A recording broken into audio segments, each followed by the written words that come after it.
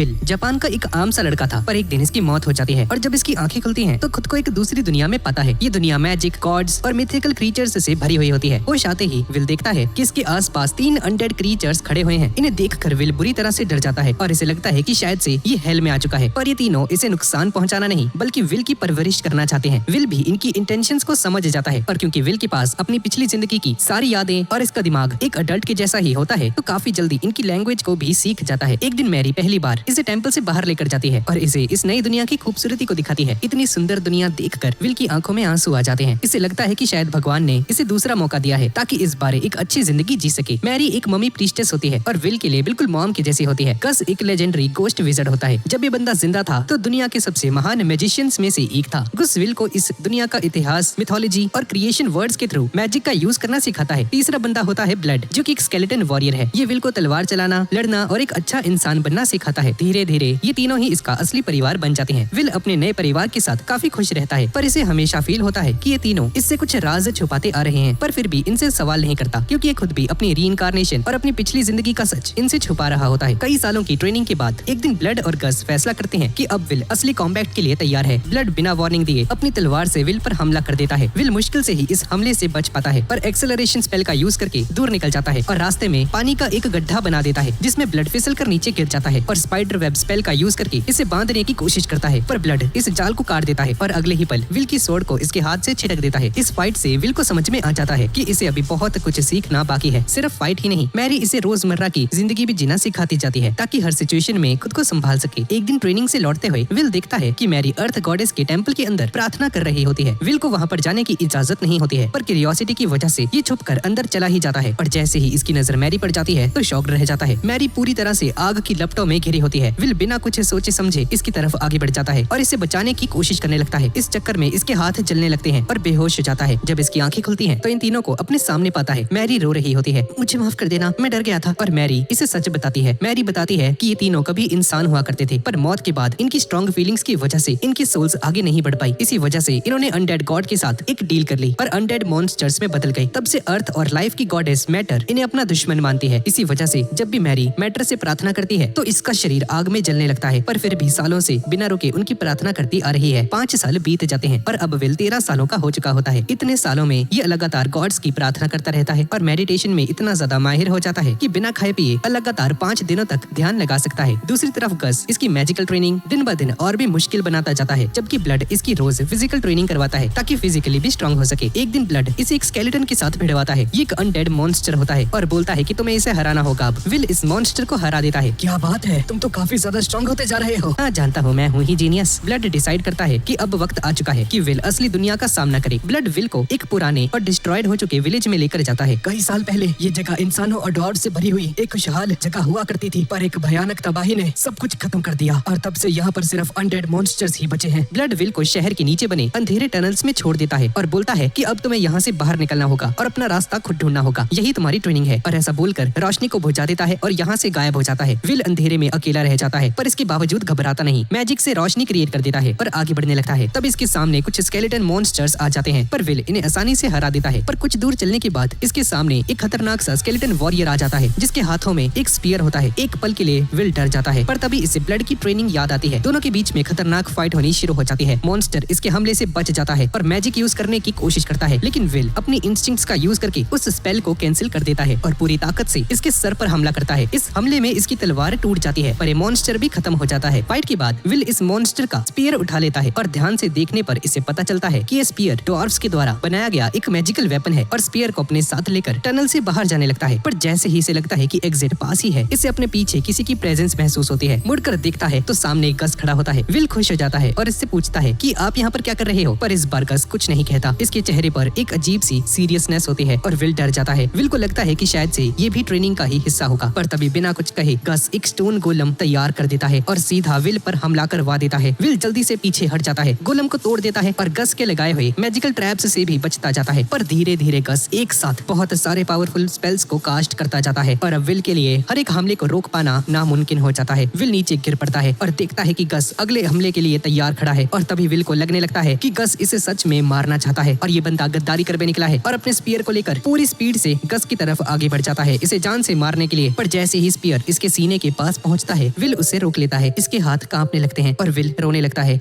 मैं आपको मेरे दादा की तरह मानता हूँ और अगर आप सच में मुझे मारना चाहते हैं तो मैं आपसे नहीं लड़ूंगा। आप मुझे ऐसे ही मार दीजिए, मैं अपने ही परिवार को कभी नुकसान नहीं पहुंचा सकता। विल की बातें सुनते ही गस अचानक से हंसने लगता है। मुझसे थोड़ी सी ज्यादा ही एक्टिंग हो गई। क्या बात है बच्चे, तुमने टेस्ट पास कर लिया है। ये सुनकर विल हैरान हो जाता है और खुश हो जाता है, पर इसे यकीन होता है कि ये सिर्फ एक ट्रेनिंग नहीं थी और गस अभी भी इससे कोई बड़ा राज छुपा रहा है। दोनों टनल से बाहर निकलने लगते हैं और वापस टेंपल लौट आते हैं। विल फैसला करता है कि गस के साथ जो कुछ भी हुआ इसके बारे में मैरी और ब्लड को कुछ नहीं बताएगा। गस विल को उस मैजिकल स्पीयर की असली ताकत के बारे में बताता है जो कि इसे टनल के अंदर मिला था और समझाता है कि ये स्पीयर अपनी मर्जी से रोशनी पैदा कर सकता है और मैजिक की मदद से अपनी लेंथ को छोटी या बड़ी भी कर सकता है। इसके बाद विल हर रोज उस रूइंड विलेज के टनल्स के अंदर जाकर मॉन्स्टर्स का शिकार करने लगता है। धीरे धीरे विल इतना ज्यादा स्ट्रॉन्ग हो जाता है कि हर एक मॉन्स्टर को आसानी से हरा डालता है और वहाँ से पुराने आर्मर्स और दूसरा जरूरी सामान भी इकट्ठा करना शुरू कर देता है। गस भी देखता है कि विल अब काफी कुछ सीख चुका है, इसीलिए उसकी पढ़ाई और ट्रेनिंग धीरे धीरे कम करने लगता है। एक रात गस विल को अपने कमरे में बुलाता है और कहता है, जब तुम 15 सालों के हो जाओगे बच्चे तो ब्लड तुम्हें लड़ाई के लिए चैलेंज करेगा। मैं चाहता हूँ कि तुम उस लड़ाई को हार जाओ, पर ऐसे हारना कि ब्लड को शक ना हो कि तुम जानबूझकर हारे थे। ये बात सुनकर विल हैरान हो जाता है कि भाई ये ऐसे क्यों बोल रहा है, पर इसका रीजन क्या है दद्दू? मैं तुम्हें अभी इस राज के बारे में नहीं बता सकता। नहीं दद्दू, अगर आप मुझे वजह नहीं बता सकते तो मैं आपकी बात नहीं मानूंगा। पर गस कुछ नहीं कहता है। अगले कुछ महीनों तक विल और भी ज्यादा मेहनत करने लगता है और अपनी बॉडी और अपनी स्वॉर्ड स्किल्स को पहले से कहीं ज्यादा इम्प्रूव कर लेता है और आखिरकार वो दिन आ ही जाता है जब ब्लड इसके साथ लड़ने के लिए इंतजार कर रहा होता है। दोनों अपनी तलवारें निकालते हैं और इनके बीच में लड़ाई शुरू हो जाती है। ब्लड शुरुआत से ही विल के ऊपर भारी पड़ने लगता है और खतरनाक पावरफुल अटैक्स करता है। विल बहुत ही मुश्किल से इन्हें ब्लॉक कर पाता है और धीरे धीरे विल पीछे धकेला जाने लगता है, पर तभी अचानक से अपनी स्ट्रेटेजी को बदल लेता है और ब्लड की तलवार पर हमला करके इसी की फोर्स का यूज करता है। हवा में उछलता है और सीधा इसके सीने में तलवार घुसा देता है। ब्लड भी ये देखकर हैरान रह जाता है कि भाई ये कैसा हमला था, पर ब्लड भी इतनी आसानी से हारने वाला नहीं था। ये जल्दी से विल को दूर फेंक देता है और अपनी तलवार को इसकी पसलियों के बीच में घुसा देता है और तभी ब्लड अपनी दूसरी तलवार को विल की गर्दन पर रख देता है। ये लड़ाई यहीं पर खत्म होती है, तुम्हें अपनी हार स्वीकार कर लेनी चाहिए बच्चे। फाइट खत्म होते ही मैरी भाग कर विल के पास जाती है और गुस्से में ब्लड को डांटने लगती है। ब्लड इसकी डांट को सुनता जाता है जबकि विल इन दोनों को देखकर मुस्कुराने लगता है। थोड़ी देर बाद तीनों साथ बैठते हैं। ब्लड विल की तारीफ करता है और बोलता है कि भले ही तुम डुएल नहीं जीत पाए पर तुमने काफी अच्छे से फाइट की। जी मॉम और डैड। ये सुनकर दोनों खुश हो जाते हैं। ब्लड अपनी सबसे कीमती चीज विल को देता है, अपनी लेजेंडरी पर्पल डीमन स्वॉर्ड को बाहर निकालता है। ये लो बच्चे। पर मैं तो लड़ाई को हार गया था, तो आपने मुझे ये स्वॉर्ड क्यों दी? ये तुम्हारी जीत का रिवॉर्ड नहीं है बच्चे, बल्कि तुम्हारे नए सफर की शुरुआत का तोहफा है। इस तलवार का नाम ओवरेटर है। ये इतनी खतरनाक डीमन ब्लेड है, खुद भगवान भी इससे डरते हैं। इस तलवार से किसी दुश्मन को चोट पहुंचाने पर उसकी लाइफ फोर्स इस स्वॉर्ड के ओनर को हील कर देती है। पर इस ताकत की एक बड़ी कीमत भी है। जितना ज्यादा कोई इस तलवार पर डिपेंडेंट रहेगा उसकी अपनी ग्रोथ उतनी ही रुकती जाएगी। इसलिए तुम्हें इस तलवार पर ज्यादा डिपेंडेंट नहीं होना है। जी पापा, मैं समझ गया। मैं इस तलवार को अच्छे से यूज करूंगा। ओवरेटर तलवार देने के बाद ये दोनों फैसला करते हैं कि अब वक्त आ चुका है विल को उस सच को बताने का जो 15 सालों से इसे छुपाया गया था। ब्लड बताता है कि बहुत समय पहले सभी डीमन लॉर्ड्स एक साथ हो गए थे और उनका मकसद था पूरी दुनिया पर कब्जा करना। उन सभी का लीडर एक बहुत ही खतरनाक डीमन था जिसे हाई किंग कहा जाता था। उसके पास यही लेजेंडरी स्वॉर्ड ओवरेटर थी। ये तलवार उसकी ताकत को बहुत ज्यादा बढ़ा देती थी। हाई किंग अपने ही शरीर को जानबूझकर जख्मी किया करता था। उसके खून और मांस से नए डीमंस और पावरफुल सोल्जर्स पैदा होते थे और ओवरेटर की लाइफ स्टील पावर का यूज करके वो दूसरों को मारकर खुद को जल्दी से हील कर लेता था। इसी खतरनाक कॉम्बिनेशन की वजह से उसने धीरे धीरे पूरे देश पर ही कब्जा कर लिया और हर जगह तबाही मचा दी। उस वक्त गस, जो कि दुनिया का सबसे महान जादूगर था, एक प्लान बनाता है। इसके साथ ब्लड और प्रीस्टेस मैरी भी होते हैं। तीनों मिलकर हाई किंग की सिटी के अंदर घुसकर उसकी डीमन स्वॉर्ड चुराने का फैसला करते हैं, क्योंकि बिना ओवरेटर के हाई किंग खुद को हील नहीं कर पाएगा और नए डीमंस को बना नहीं पाएगा। लेकिन जब वो उनके सामने पहुंचता है तो हाई किंग एक विशाल डीमन के रूप में बदल जाता है। वो बंदा तलवारबाजी में इतना ज्यादा माहिर हो चुका होता है कि ब्लड की तलवार इसे छू तक नहीं पाती है। आखिर में गस और मैरी मिलकर किसी तरह से हाई किंग को एक पावरफुल स्पेल के अंदर बांध देते हैं। पर उसी वक्त अनडेड गॉड स्टैग्नेट यहाँ पर आ जाता है और इन तीनों के सामने एक डील रखता है और बोलता है कि अगर तुम तीनों मेरे सर्वेंट बन जाते हो तो मैं पूरे देश से सभी डीमंस का खात्मा कर दूंगा। पर दुनिया को बचाने के लिए ब्लड, मैरी और गस बिना एक सेकंड भी सोचे अपनी जिंदगी को सैक्रिफाइस कर देते हैं और इसकी इस डील को एक्सेप्ट कर लेते हैं। इस डील के बाद ब्लड एक स्केलेटन में बदल जाता है, गस एक भूत बन जाता है और मैरी एक प्रीस्टेस मम्मी बन जाती है। स्टैग्नेट अपने वादे को पूरा तो करता है पर डीमंस को खत्म करने की जगह उन सभी को अनडेड क्रीचर्स में बदल देता है और तब से ही पूरी दुनिया ऐसी अजीब सी बन जाती है। पिछले 200 सालों से हम तीनों हाई किंग की सील की रखवाली कर रहे हैं ताकि वो विशाल डीमन दोबारा से आजाद ना हो जाए। ब्लड विल को इसके बचपन का सच बताता है। एक दिन कुछ डीमंस टेंपल के अंदर एक छोटे से बच्चे को लेकर आए। उनका इरादा था कि इस बच्चे के सेक्रीफाइस को देकर किसी डार्क गॉड की हेल्प से हाई किंग का सील तोड़ना था, लेकिन ब्लड ने उन सभी डीमंस को मार गिराया। गस बोलता है कि इस बच्चे को यहीं जंगल में छोड़ दो, लेकिन मैरी और ब्लड ने इसकी बात को नहीं सुना। दोनों ने मिलकर उस बच्चे को अपने बेटे की तरह पालने का फैसला किया और ये बच्चा कोई और नहीं बल्कि विल होता है। ये सब बताने के बाद मैरी उठकर विल को गले से लगा लेती है और प्यार से कहती है कि मैं तुमसे बहुत ही ज्यादा प्यार करती हूँ। ब्लड भी इसे देख कर कहता है कि मुझे तुम पर बहुत ही ज्यादा गर्व है बच्चे। इनकी बातें सुनकर विल को एक अजीब सी फीलिंग आती है, जैसे ये दोनों इसे हमेशा के लिए अलविदा कह रहे हों। तभी अचानक से आसमान में काले बादल छा जाते हैं। ये बादल पूरे टेम्पल पर छा जाते हैं और इसके अंदर से एक विशाल सा डीमन क्रीचर सामने आता है। ये खुद अनडेड गॉड स्टैग्नेट का एक अवतार होता है और बोलता है कि अगर तुम अपनी ड्यूटीज को फुलफिल कर चुके हो तो अब अपनी सोल्स को मुझे वापस कर दो। इस गॉड की प्रेजेंस इतनी ज्यादा भयानक होती है कि विल घबरा जाता है और तभी जमीन फट जाती है और तभी गस यहाँ पर आ जाता है और विल से चिल्लाकर कहता है कि तुम सभी लोग यहाँ से चले जाओ, इसे मैं संभालता हूँ। गस एक साथ कई सारे पावरफुल स्पेल्स को कास्ट करके स्टैग्नेट के एवटार को बांध देता है और लगातार डिस्ट्रक्टिव मैजिक बरसाकर इस एवटार को हरा देता है और इसे दोबारा से वापस भेज देता है। गस विल के पास जाता है। अब सब कुछ ठीक है बच्चे। एक पल के लिए विल को भी लगता है कि खतरा टल चुका है, पर अगले ही पल गस के शरीर के 2 टुकड़े हो जाते हैं। ब्लड और मैरी भी जख्मी होकर नीचे जमीन पर गिर जाते हैं। विल शॉक्ड रह जाता है। तभी इसके पीछे से स्टैग्नेट दोबारा से इसके सामने आ जाता है। तुमने बस मेरे क्लोन को हराया था, असली गॉड को कोई नहीं हरा सकता।